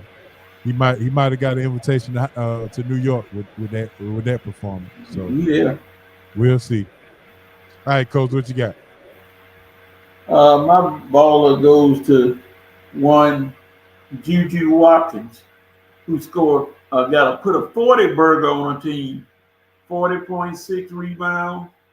And check this out. You handle the ball that much, something's supposed to happen, but she has 0 turnovers. Wow. Hallelujah. I got to Yeah. give to Juju for that game. She's gonna let it put everybody on notice, even though it was a weak team who hadn't won a game. But that's what you're supposed to do. The weak team dominate them. So Juju, you get my ball. All right, Coach. Eric Vincent say he don't know how your boy ain't your baller, but we'll go with what you said. I need to see him. I'm waiting on the playoffs. I give him a ball every week once we get there. All right, Harry, what you got for your baller? Hey, man, my baller didn't put up outrageous stats, but his dominance of a team the other night in the snow, I'm going with Jakeem Allen, man. He was 13 for 17, 148 yards, which is not a lot, 2 touchdowns. He actually threw a touchdown to himself on a flea flicker, a quarterback flea flicker, which I had never seen. And this is a guy that, he gets a lot of credit through the media, but a lot of his peers in the beginning of the year said that this dude was overrated. And I just think that's a farce. This dude is ridiculous, man. I mean, he does things on the football field that, regular quarterbacks can't do. I just got to be honest with you. And he takes a lot of heat because he hadn't been to the Super Bowl, hadn't won a MVP. But his stats, man, I think for the last couple of years, he's responsible for like 42 touchdowns, 45 touchdowns, 40 touchdowns. It's ridiculous what the numbers he's putting up. And then even the game where he lost with 13 seconds left because his defense couldn't stop Patrick Mahomes, that's not on him. So for me, I'm giving him my baller this week because I think it's well-deserved. Josh Allen's a beast, man. All right, we got Dan say Jared Judy. Of course, Eric said Russell. Yeah, Russell. All right, go ahead. Russell wouldn't look too bad in the Falcon uniform right now, would he? For that, with the cost, it would have been $1 million. Yeah, wouldn't have to be so stuck on such and such. Yeah, and he already had a place to stay. They wouldn't have to buy no house. Thank y'all. There you go. But all right, so time for the busters. My buster this week goes out to, even when Colorado wins a game 52-0, you still have the Tractors. Now they're making a big deal out of Coach Sanders, Coach Prime, only walking both of his sons out halfway to pass them up to their mother, and then walk Jimmy Hornson out all the way. And they still making a big deal about that and trying to make it a beef that him and the baby mother got beef, and there's no beef. It was just that, you just have to go ahead and research and read the story. And I think it was very commendable. And this is why he is prime. This is why he's probably going to have a top 5 recruiting class, because he is relatable and he gets the jobs done. And he's more than just a coach. And actually, that should have been a baller.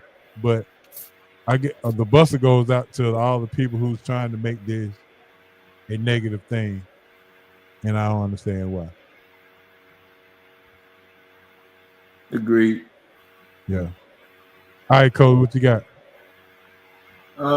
It's so many candidates. Yeah, but I'm gonna give my Buster Award to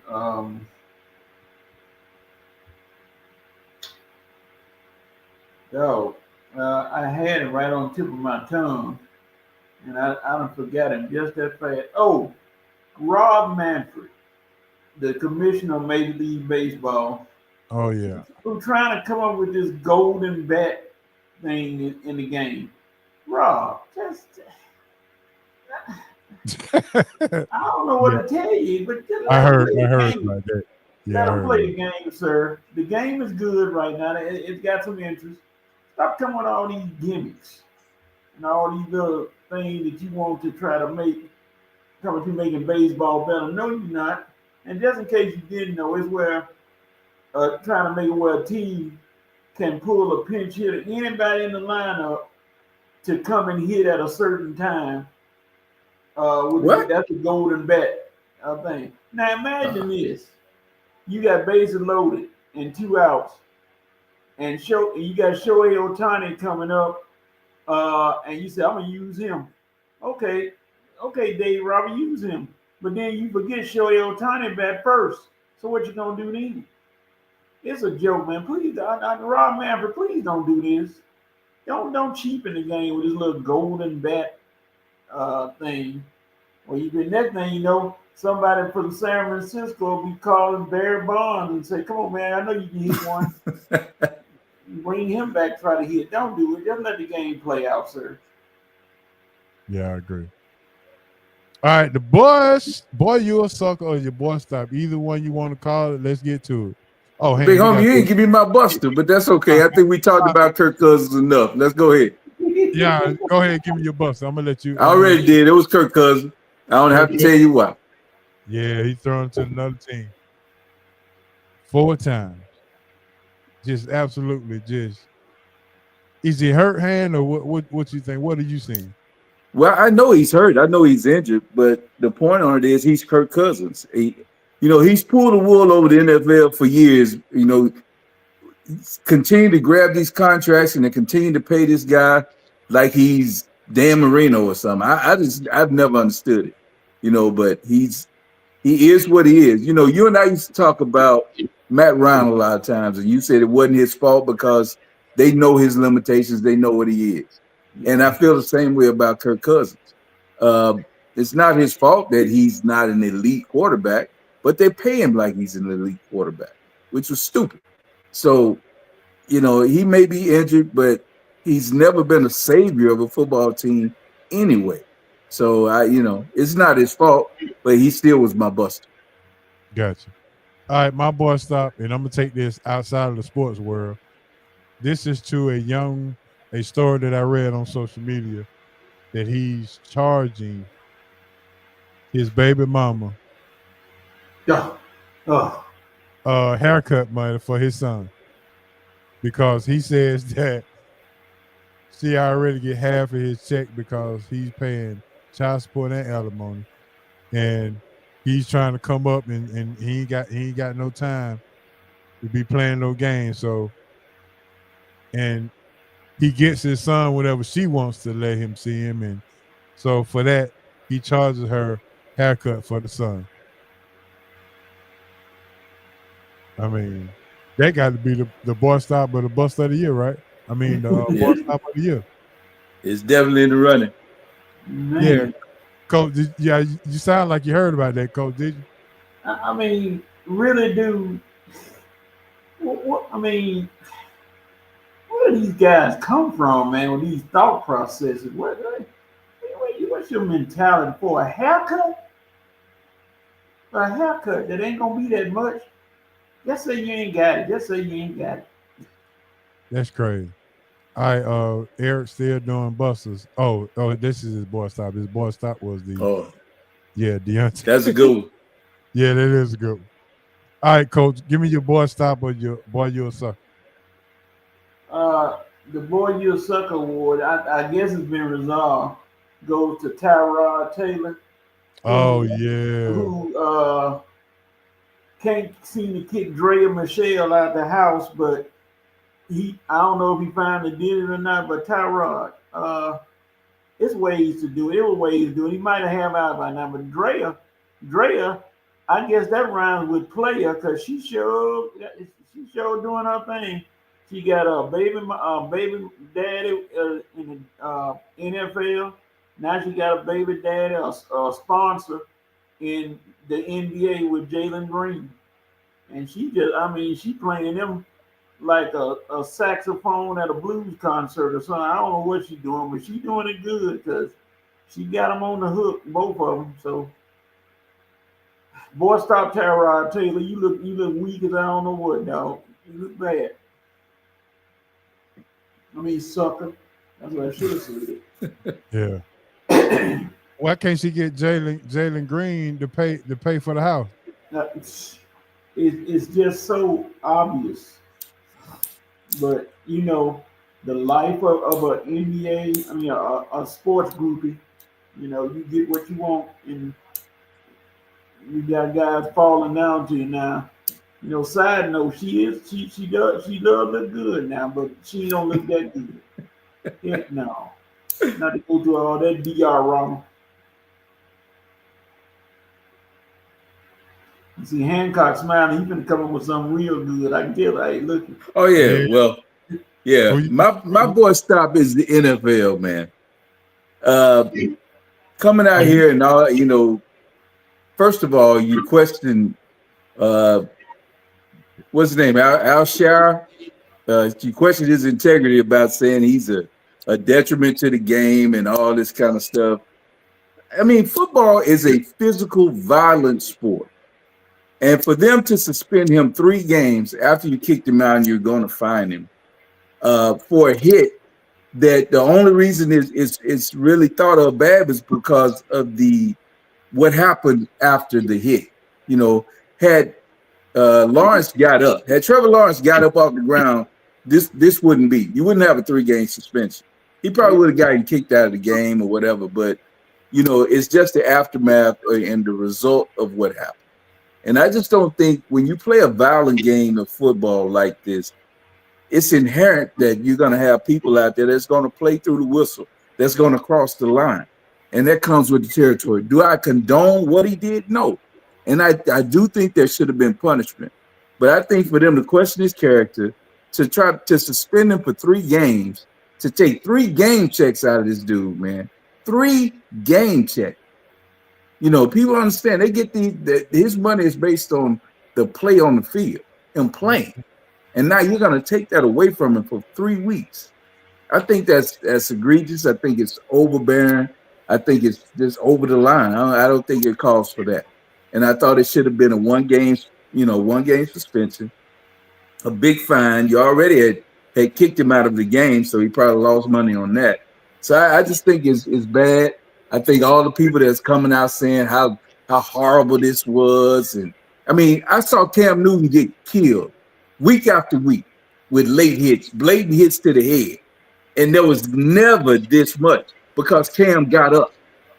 I saw Michael Vick get crushed plenty of times and he got up.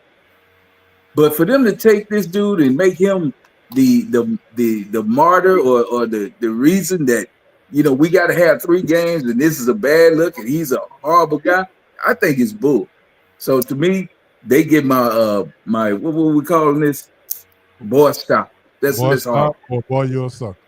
Boy, you're a sucker. Because I think everybody, all the Mike Greenbergs and all that blow this out of proportion, all y'all, man, y'all some suckers. Hey man, don't talk about Mike Greenberg, because every time it's a big play on a football game, he come on and get up. It's the play of the year. Oh, I mean, the play of the year doesn't change more than anything. I'm like, God, dog, Greenberg. Which one is it? Hancock, I thought you were going with the Kansas City narrative of them with the referee. The video. I mean, we've seen this before. New England wrote calls all the way through to 6 Super Bowls. So, I mean, it's the nature of the beast. It's the thing about when you are on top, you're going to get the benefit of calls, and they're going to keep getting them. It is what it is. But you know, we see it all the time. They get the benefit of the whistle. And Patrick Mahomes is one of the biggest benefactors of not sliding. You know, how many plays have we seen him run to the sideline, and instead of going out of bounds, he makes a move and goes upfield for like 15, 20 more yards. You know, but people are afraid to hit him because the flag is going to go out. You know, so quarterbacks have to be held responsible on the things that they're doing too. Yeah, I agree. I agree. All right, man. It's going to end. The boy stops and the ballers and busters and all that there. So let me go ahead and switch this thing back, and we're going to jump right into our round table discussion. All right, fellas, round table discussion. We're going to start it off with this. Let's start it off with the Bears firing their head coach. Who do you think will be a good coach for the Chicago Bears now? Coach, who you got top? Who would you pick for that coaching job? Didn't they have a great game? They just messed it up in with Thomas Brown taking over, he ain't gonna cost you that much. Thomas Brown knows the offense, and Yes, he he came does. and he got 3 games to audition. So if I was Thomas Brown, I'm gonna put on an audition for the job, but they're not gonna hire till after the season. So here's your chance to show Caleb Williams, hey man, we're gonna run this thing and see how it works, and see if he's gonna get it done. Because I don't know if he's gonna get one of the big names like Ben Johnson. Because Ben Johnson, if they win the Super Bowl, he might leave. All right. Hancock, go next. I'm gonna run to get my charger real quick, so I'll be right back. But go ahead. Yeah, Coach. I kind of disagree with you. I think Ben Johnson's name. I think he might be in contention for this because of Caleb Williams. I mean, right now, everybody looks at Caleb as a can't miss talent. You know, there are pieces around him. You got a wide receiver that could possibly be number 1. You still got DJ Moore over there, you know, to kind of still be a guy. Keenan Allen's there. You got tight end. You got everything you need when you look at that team offensively. And, you know, there are pieces here, you know, on defense also. So I think there's a chance that this, to me, might be the top place right now for a head coach, for, you know, one of the more popular positions. I think that the cupboard is full. And like I said, you got a quarterback on his rookie deal, which is a great thing to have. That means you have a lot more cap space to use. That's why I was so upset with what the Falcons did. You're wasting the years of a Michael Penix because you don't have to pay him now. So you should have been using that to build your team. That's why I think Ben Johnson, somebody in that ilk, will be the guy that's going to come into Chicago and lead that franchise. I just think it's a situation right there that's kind of ready-made, you know, to win. I really do believe it. You just have to tweak it a little bit. Okay. Yeah. Okay. Yeah. Ben Johnson will be a man that could flip that thing around and hey, bring that innovative offense. But you know, hopefully he wouldn't make a mistake like Eric Bieniemy leaving the Chiefs. Eric Bieniemy now he's at UCLA. Looks like he gained about 50 pounds. Out there. Yeah, but the issue there is that they wouldn't give Bieniemy a head coaching job. We're looking at what Ben Johnson will be the man, you know. So it's a different situation. I just don't think he'll be able to pass that up, and he's definitely going to be one of the guys that they're looking at. I think without a doubt. I just don't know how he'll be able to pass that up. I look for him to maybe take that job. The guy we talking about that's in the interim for Chicago. Yeah, hopefully he can do that, but you know, he'll look good probably even if they win a few. I don't think they're going to put their eggs in that basket. Coach, I hate to bring this up, but Notre Dame did a number on your boys. Well, not too proud of that, but Notre Dame, what do y'all think about Notre Dame not being in any kind of conference but getting all the love? All the love. Hey man, we had to accept Trump as the president. It's the same thing with Notre Dame. They're always going to be in contention because of what they are. They're a drawing card, and I think D. Will is kind of playing them short because I think they're a better football team than people give credit. I mean, they've gotten better as the season has gone along. If you watch them play, so I don't think it'll be a cakewalk, as D. Will is saying. If they do meet Alabama, I think it's going to be a tougher game than he thinks. Hey Joe, you saying that Notre Dame flipped a player? No, I didn't say that. But what I am saying, the Notre Dame coach is being targeted for a Chicago job, and with the way that Notre Dame has been playing and how they've been propped up to get to this playoff. Is that a good thing or a bad thing? Is that a distraction or what? Don't do it. You got a good thing in Notre Dame. Don't do it. He's not gonna get that job. Don't worry about it. You see how they did Lovie Smith. Don't do it. He won't get that job. I think that's Ben Johnson's job. All right, cool. All right, man. Top 3 wide receivers today. Who you got? Who? Your top 3 wide receivers. Yeah, it's coming. Oh Lord. You want me to start with Hancock first? I'm ready. All right, let's go. Your top 3. Yeah, number 1 to me is Jamar Chase, man. He's leading the league in yards and receptions. Has 13 touchdowns on the year. So, the thing about what's happening with them, they're putting up numbers. Him and Burrow. It's a shame that they're wasting this offense with their defense is horrible. Oh, But God. he's the number one guy right now. I'll go with Justin Jefferson as number 2. He's second in the league in yards, second in receptions per catch, yards per catch. So right now he's a beast, as he's always been. It's amazing that 2 LSU receivers right now to me are the 1 and 2. It quite possibly could have been Nico Collins. I got him as my number 3 wide receiver. And the reason I have him there, he's only played 8 games. He's played less because he had this injury. But he's still, when you look at it, he's averaging 17 yards per catch. And he's a beast touchdown-wise. I think he has like 8 touchdowns. He has 4 touchdowns. But when you watch them play, every game, there's a long reception. He just looks like he's the first man out to practice. So those are my top 3 wide receivers right now: Jamar Chase, Justin Jefferson, and Nico Collins. Can't argue with you on that, hand. I promise you I can't. Matter of fact, I'm not going to call my list. I'm just going to use your list. Can't argue with that. Coach, what you got? I get 2 of them out of there, Chase and Jefferson. And then my third one is Amon-Ra St. Brown for the Lions.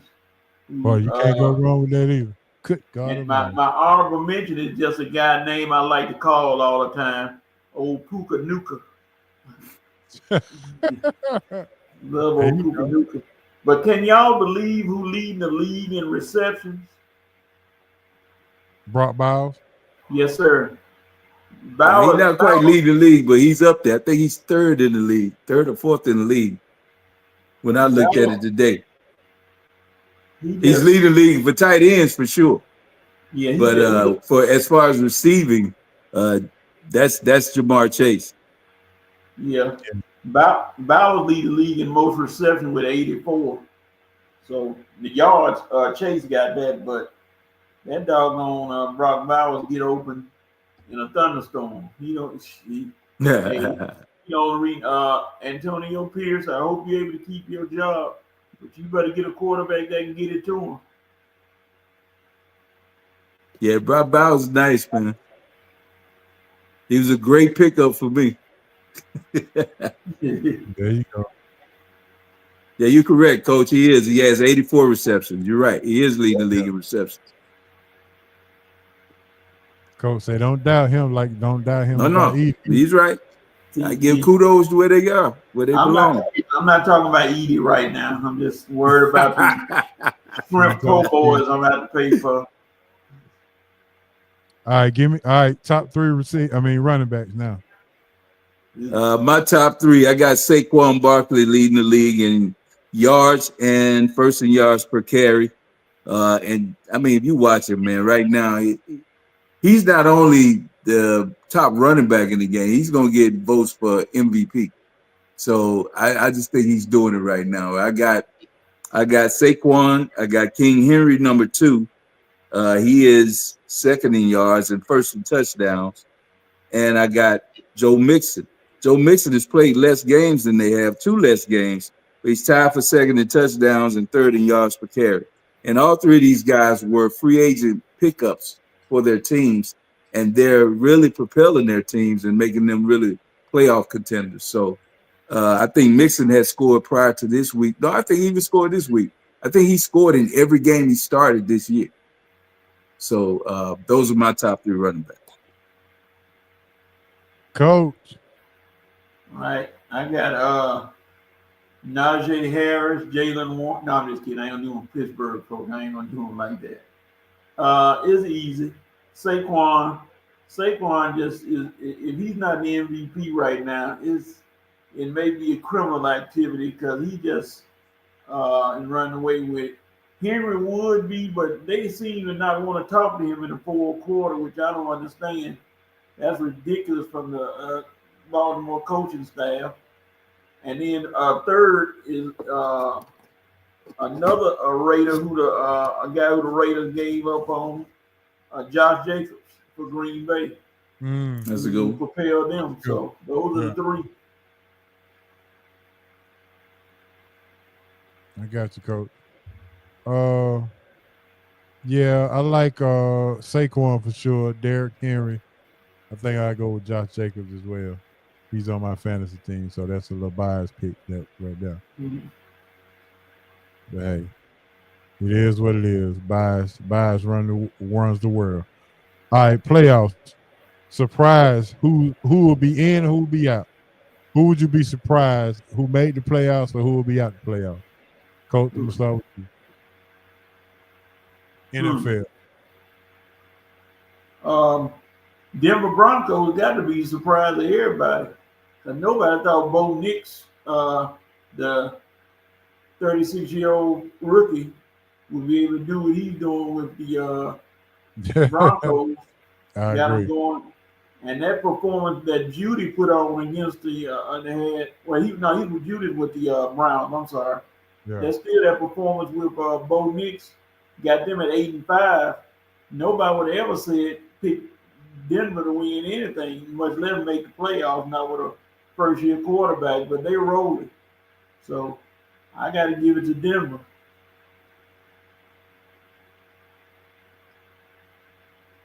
Yeah, I agree with that. Denver, for them to make the playoffs, and another one when the outside chance is the way Indianapolis is playing. They're only 2 games back of Houston in that AFC South. So you have to keep an eye on them because they're going to challenge for that division the way they're playing. But yeah, I do agree. Denver to me is the most, I guess, out of left field that nobody looked at. Because they are playing pretty good football. They have one of the better defenses in the league right now. So the way they're playing, I'll give them the surprise team, without a doubt.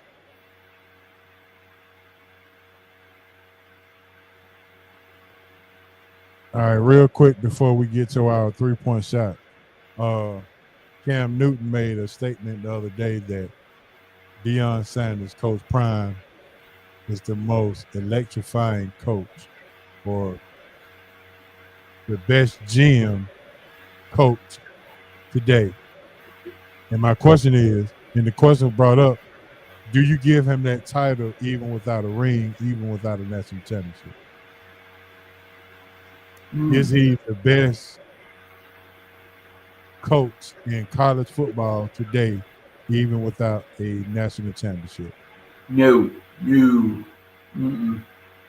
He brings a lot of eyeballs to the game. If he does nothing else, he's gonna bring the eyeball. That best coach? No, I ain't gonna get him that far. Yeah, it'd be tough for me to say he's the best coach in college football. One thing that he is relatable to his players, and he's disciplined. See, a lot of things that people they look at Deion from the outside and they see all the flash and all the stuff that goes with him and the bravado and what he brings and all the shine, the glitter. But there's substance there.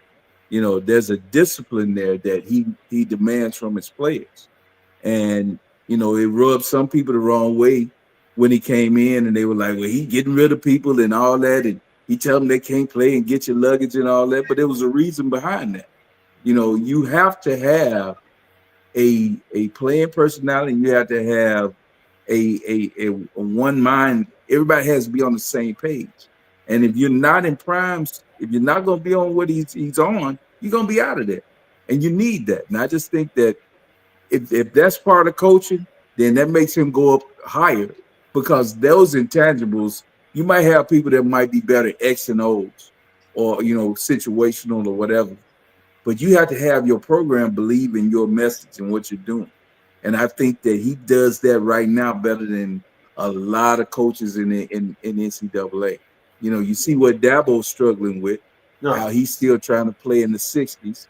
You have to be able to meet these kids where they are, but still have this. Yep. Mm-hmm. Totally agree with that. For sure. All right, man. With that being said, it is close to that time, but before we get out of here, got to get our 3-point shot on. This is Coach. This is why Coach joined us when his name is called. This is his segment right here. All right, we got a 2 truths and a lie. Uh-oh. 2 truths and a lie. We got, and all you gotta do is tell me either the 2 truths or tell me the lie. That's all you got to do. Let me kick back the comments. So I got the people. If you're online, go ahead and tell me. All right, the first one is Shedeur Sanders was committed to FAU before going to Jackson State. Cooper Flagg has a twin brother. Jason Williams, was committed to UNC before he went to Duke. Oh, the first 2 are truths. Yep. I think the first 2 are true, and the last one is a lie. That one's a lie. I knew Coach was gonna know the last one was a lie. So ain't no way in the hell he would have committed to West College and left and did that, huh? Yeah. So yeah, everybody got that right. So yeah, the first 2 are true. Can you imagine how that would have went down if Dion never would have got the job at Jackson State? Shedeur would have been playing for Tom Herman, former offensive coordinator for Ohio State. Yeah, and former head coach at Houston, wasn't he? Yep. Yeah, exactly. So just imagine how that all could have turned out. All right, here we go. We got a 3-point shot right here. You got your you can only pick one. You can only pick one. Give me your 6 man coming off the bench. Jamal Crawford, Lou Williams, Eddie Johnson. I don't think you go wrong with either one of them, but I guess I'm going to be a little biased. I'm going Sweet Lou. I'm going lemon pepper Lou. Yeah, okay. Bo Bell ain't on the call, but I'm sure he would have loved that. Yeah. All right, Coach, what you got? Your 6 man. Lou Williams, Jamal Crawford, or Eddie Johnson. If you had put the what's the name in there, I would have took him the microwave, Benny Johnson, but you didn't put him in there, so I'm gonna go with Jamal Crawford. Crawford put them points up when he come off the bench, and then he go sit back down. And only like I said, Lou did it too, but Lou started going with the lemon pepper before he shoots, so he just barely. I'm gonna go with Jamal Crawford. All right, Crawford. Dad said Crawford for him, he can get any shot he wants. Yeah, I agree. That's for sure. All right, this gonna be a good one. You can only choose one. Starting your franchise over. This is your man in charge. Bill Belichick, Jimmy Johnson, or Bill Walsh. You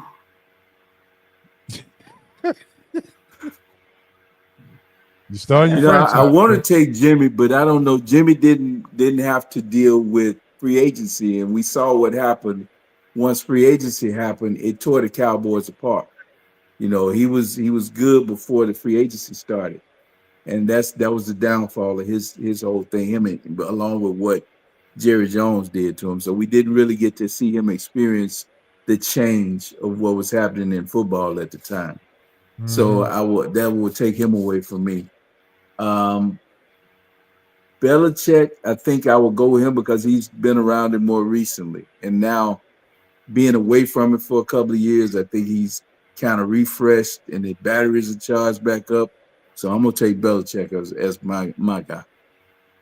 Okay, I'm surprised at that hand, but I thought Jimmy Johnson was for sure gonna be your pick, but yeah, it's just that Jimmy didn't have to deal with free agency. You know, now him being away from it and doing the commentary and what he's seen now, maybe it would have helped him, you know, deal with what it is now. But I know Belichick has had to deal with it, and more recently knows what it takes to maneuver this salary cap. This salary cap is something serious, man. And, you know, it can make or break, and you can't understand it because you look at certain teams and you say, well, how can they keep adding pieces and rebuilding and doing this? And other teams look like they're hamstrung by their salaries. So you have to have somebody that knows how to navigate the system. All right, Cole, who you got? I'm surprised me. I'm sure it's gonna be one. I'm gonna go with by default Belichick. One, because Bill Walsh stole my university's offense and put it in the pros.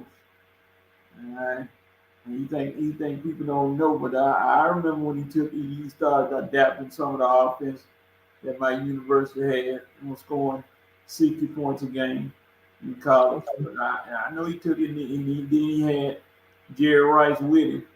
So he took something from the Satellite Express. That's right. I'm gonna go with Belichick. Sound personal. Nah, it's personal. Archie Cooler, baby. He's lying. I ain't trying to cover it up. There you go. Okay. It's personal. I understand.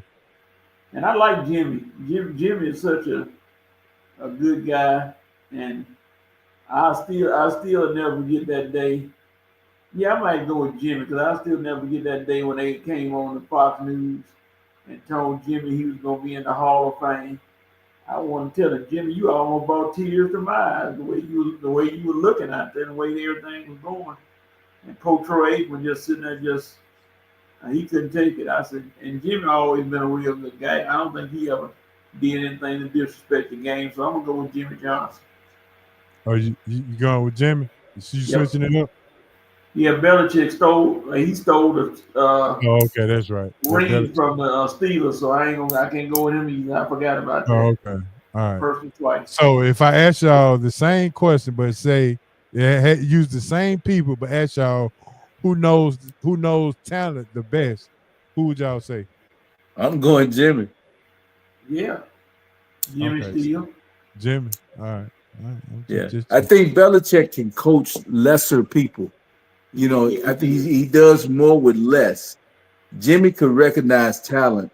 When you look back at those teams that he put together with Dallas, like I said, it was before when he got all those picks, when he traded Herschel and just built that team into a dynasty, it lets you know the eye he had.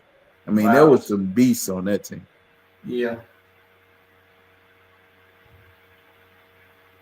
All right, fella, last but not least, your all-time starting five for the Atlanta Hawks. Your all-time starting five for the Atlanta Hawks. Point guard, shoot guard, small forward, power forward, center. Man. All right, I'm going Neek. I'm going Tree. Neek at the small forward. Yeah. Tree I'm at going the center. Tree at the center. John Drew would be my power forward. John Drew plays small forward. He plays small? Yeah. No, they I might have to have two small forwards there. Okay. John Drew, Dominique. Tree. At the guards.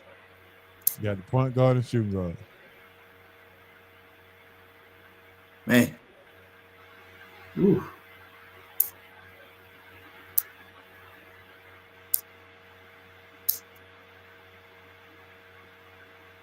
I don't know who I want to start at the point, big homie. You got Doc Rivers, you got Eddie Johnson. I know. Well, I got Doc, I got Mookie. Mookie, yeah. I got Trey. You got to put Trey in there. Okay. All right. Well, you got to talk to me now. It's up to you now. I'm only just giving you some options. Yeah. Trey don't play no defense, but I want that shooting. Give me Trey. Trey, who you got in the shooting guard?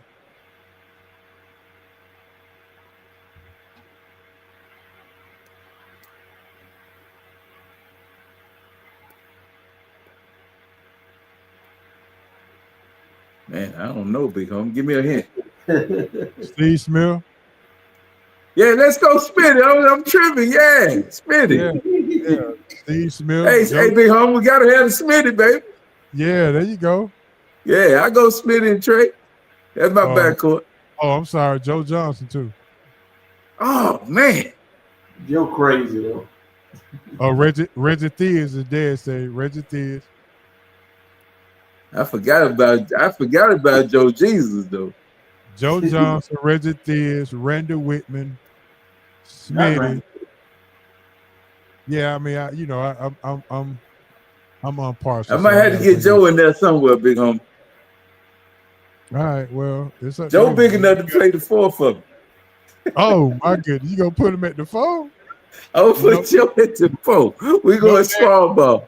No Dan Roundfield, no Kevin Willis. Nah. Oh, I forgot about Kevin Willis.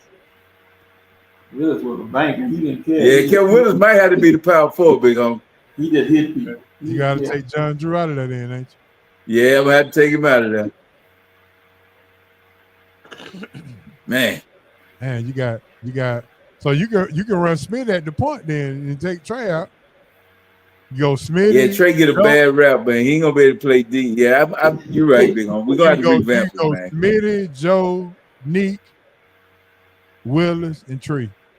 Yeah, and Tree. Trey gonna have to come off the bench, man. Okay, Coach, who you got, Coach?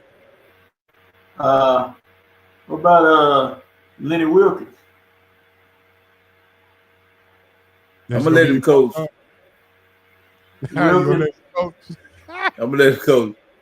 And y'all forgot. I know y'all ain't over with me. Y'all forgot about Sweet Lou Hudson. No, I thought of him. Yeah. I didn't watch him though, Coach.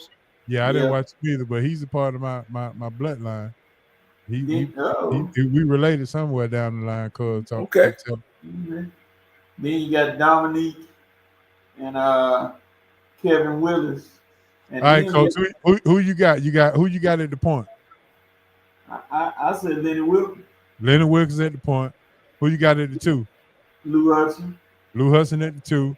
Wilkins at the 3. Willis at the 4. And the late great finger wagger, Dikembe Mutombo. At the 5. There you go. Hey, big homie. Didn't Pete play for them? Yeah.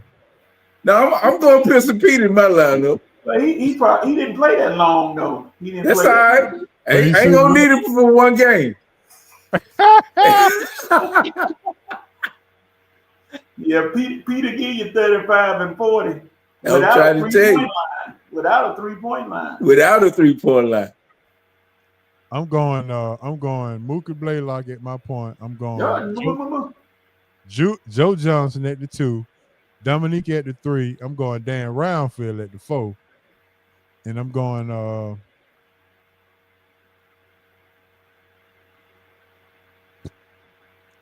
go Dikembe at the 5. You were thinking? I thought you were gonna say Clint Capella. No, I was gonna go Steve Halls, but I was like, nah, he don't play no defense. Steve Halls is a pop.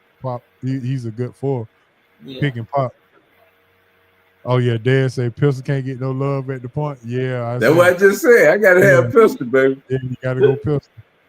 Pistol be a 2 because he gonna shoot that rock, baby. All right, my last one is who coming out of the bench for your 6 man? Lou Williams. Okay, for the Hawks. Okay, for the Hawks, who coming out of the bench? And either Crawford or Lou Williams, one or the other. And then you got Tree Rollington come off the bench. Well, he got him in the lineup. Yeah, I had Tree at the start. So I had Lou as my 6 man, so Lou still will be my 6 man. Let him pepper Lou, baby. So you got and Dad say John Battle. How can you forget about John Battle as a good 6 man? That's true. Trey will come off the bench too. So we got the 6 man. Hey, we ain't said nothing about Stacey Aubrey. Yeah, that's true. That's right there. Yeah, that's good defense. Big homie, I'm gonna watch your boy tonight. He warming up. Yeah, I know. Who is that? Yeah, Cooper Flag. This will be my first time laying eyes on him for a full game. All right. Yeah, cool. I had to turn from the Carolina game because they getting boat race. Can't watch that no more. Alabama is that team. Yeah, they doing it to him. All right, the music here. When you hear the music, you already know what time it is. Time for them shout outs, baby. I'm gonna shout out Coach for continuing to come from the bullpen, baby. You like Roller Finger, Roller Finger, Lee Smith. Come on out the bullpen and fill in. Hancock, appreciate you coming through, man, and speeding home to try to get on and catch Smitty. And Smitty took it well. I'm glad he was able to take that. And shout out to D Will for coming through, man, and hanging in there with us. But yes, sir, continue to rock and ride with Sports Roundtable as we on YouTube, SRT Sports Roundtable 2705. Make sure you like the page, subscribe to the page. Let's go ahead and get our likes and subscribers up. Get us to 1,000 subscriber mark. We kind of low right now, but with your support, we can get there. That's all I got. Coach, what you got? I gotta give a shout out to both of y'all, H.O. and Hancock, for having me on here, for being on here and chopping it up with y'all. Shout out to the Reverend Real Sports Show. Saturdays from 11 till we get tired. Red, Amani, all y'all. Shout out to everybody who watched the show. Thank y'all for coming on, and shout out to Zach Edey. Get better, baby. Get better, baby.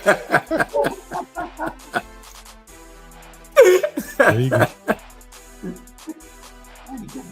Hey, man, I just want to shout out Coach, man, big homie. Appreciate you holding it down, man. I'm glad to be back in the seat tonight, man. I felt like a guest on our show, but anyway, glad to be back, man. Glad to see all the tenants tuning in. Hey, man, I'm gonna do my best and try to get back here and ride with you, baby. Yes, sir, man. Let's do it. I see the cards got a little different twist to it this week, so. See what? The football cards got a little different twist to it this week. Yeah, you got a little prize pick twist too. Yeah, it does. I see they trying to spice it up a little bit. So yes, sir. Let's get some of the fruit cups. Yeah, we got to get them fruit cups, man. Well, I sure appreciate everybody tuning in and liking and sharing the video and commenting and doing all that other kind of stuff. But yes, for the first time in a long time, we get to sign out the proper way. Yes, sir. Coach, we really appreciate it, man. Asa couldn't come on because he had to work late, but he didn't want to hear that Alabama talk. I'm pretty sure. But yeah, and he know the Duke was playing Auburn tonight too, so he was trying to duck a whole lot of smoke tonight. But I'm pretty sure he'll be back with us. With that being said, all right, big homie, you can take us on out. Boogie, I'm headed home, baby. It's the main man, H.O. from Bankhead. R.I.P. Moms and Pops. R.I.P. BC. And if you love the show, tell a friend. And if you didn't, we're going to get them fruit cups this weekend. Peace. And we out. Holla. Peace. Fruit cups and boudin.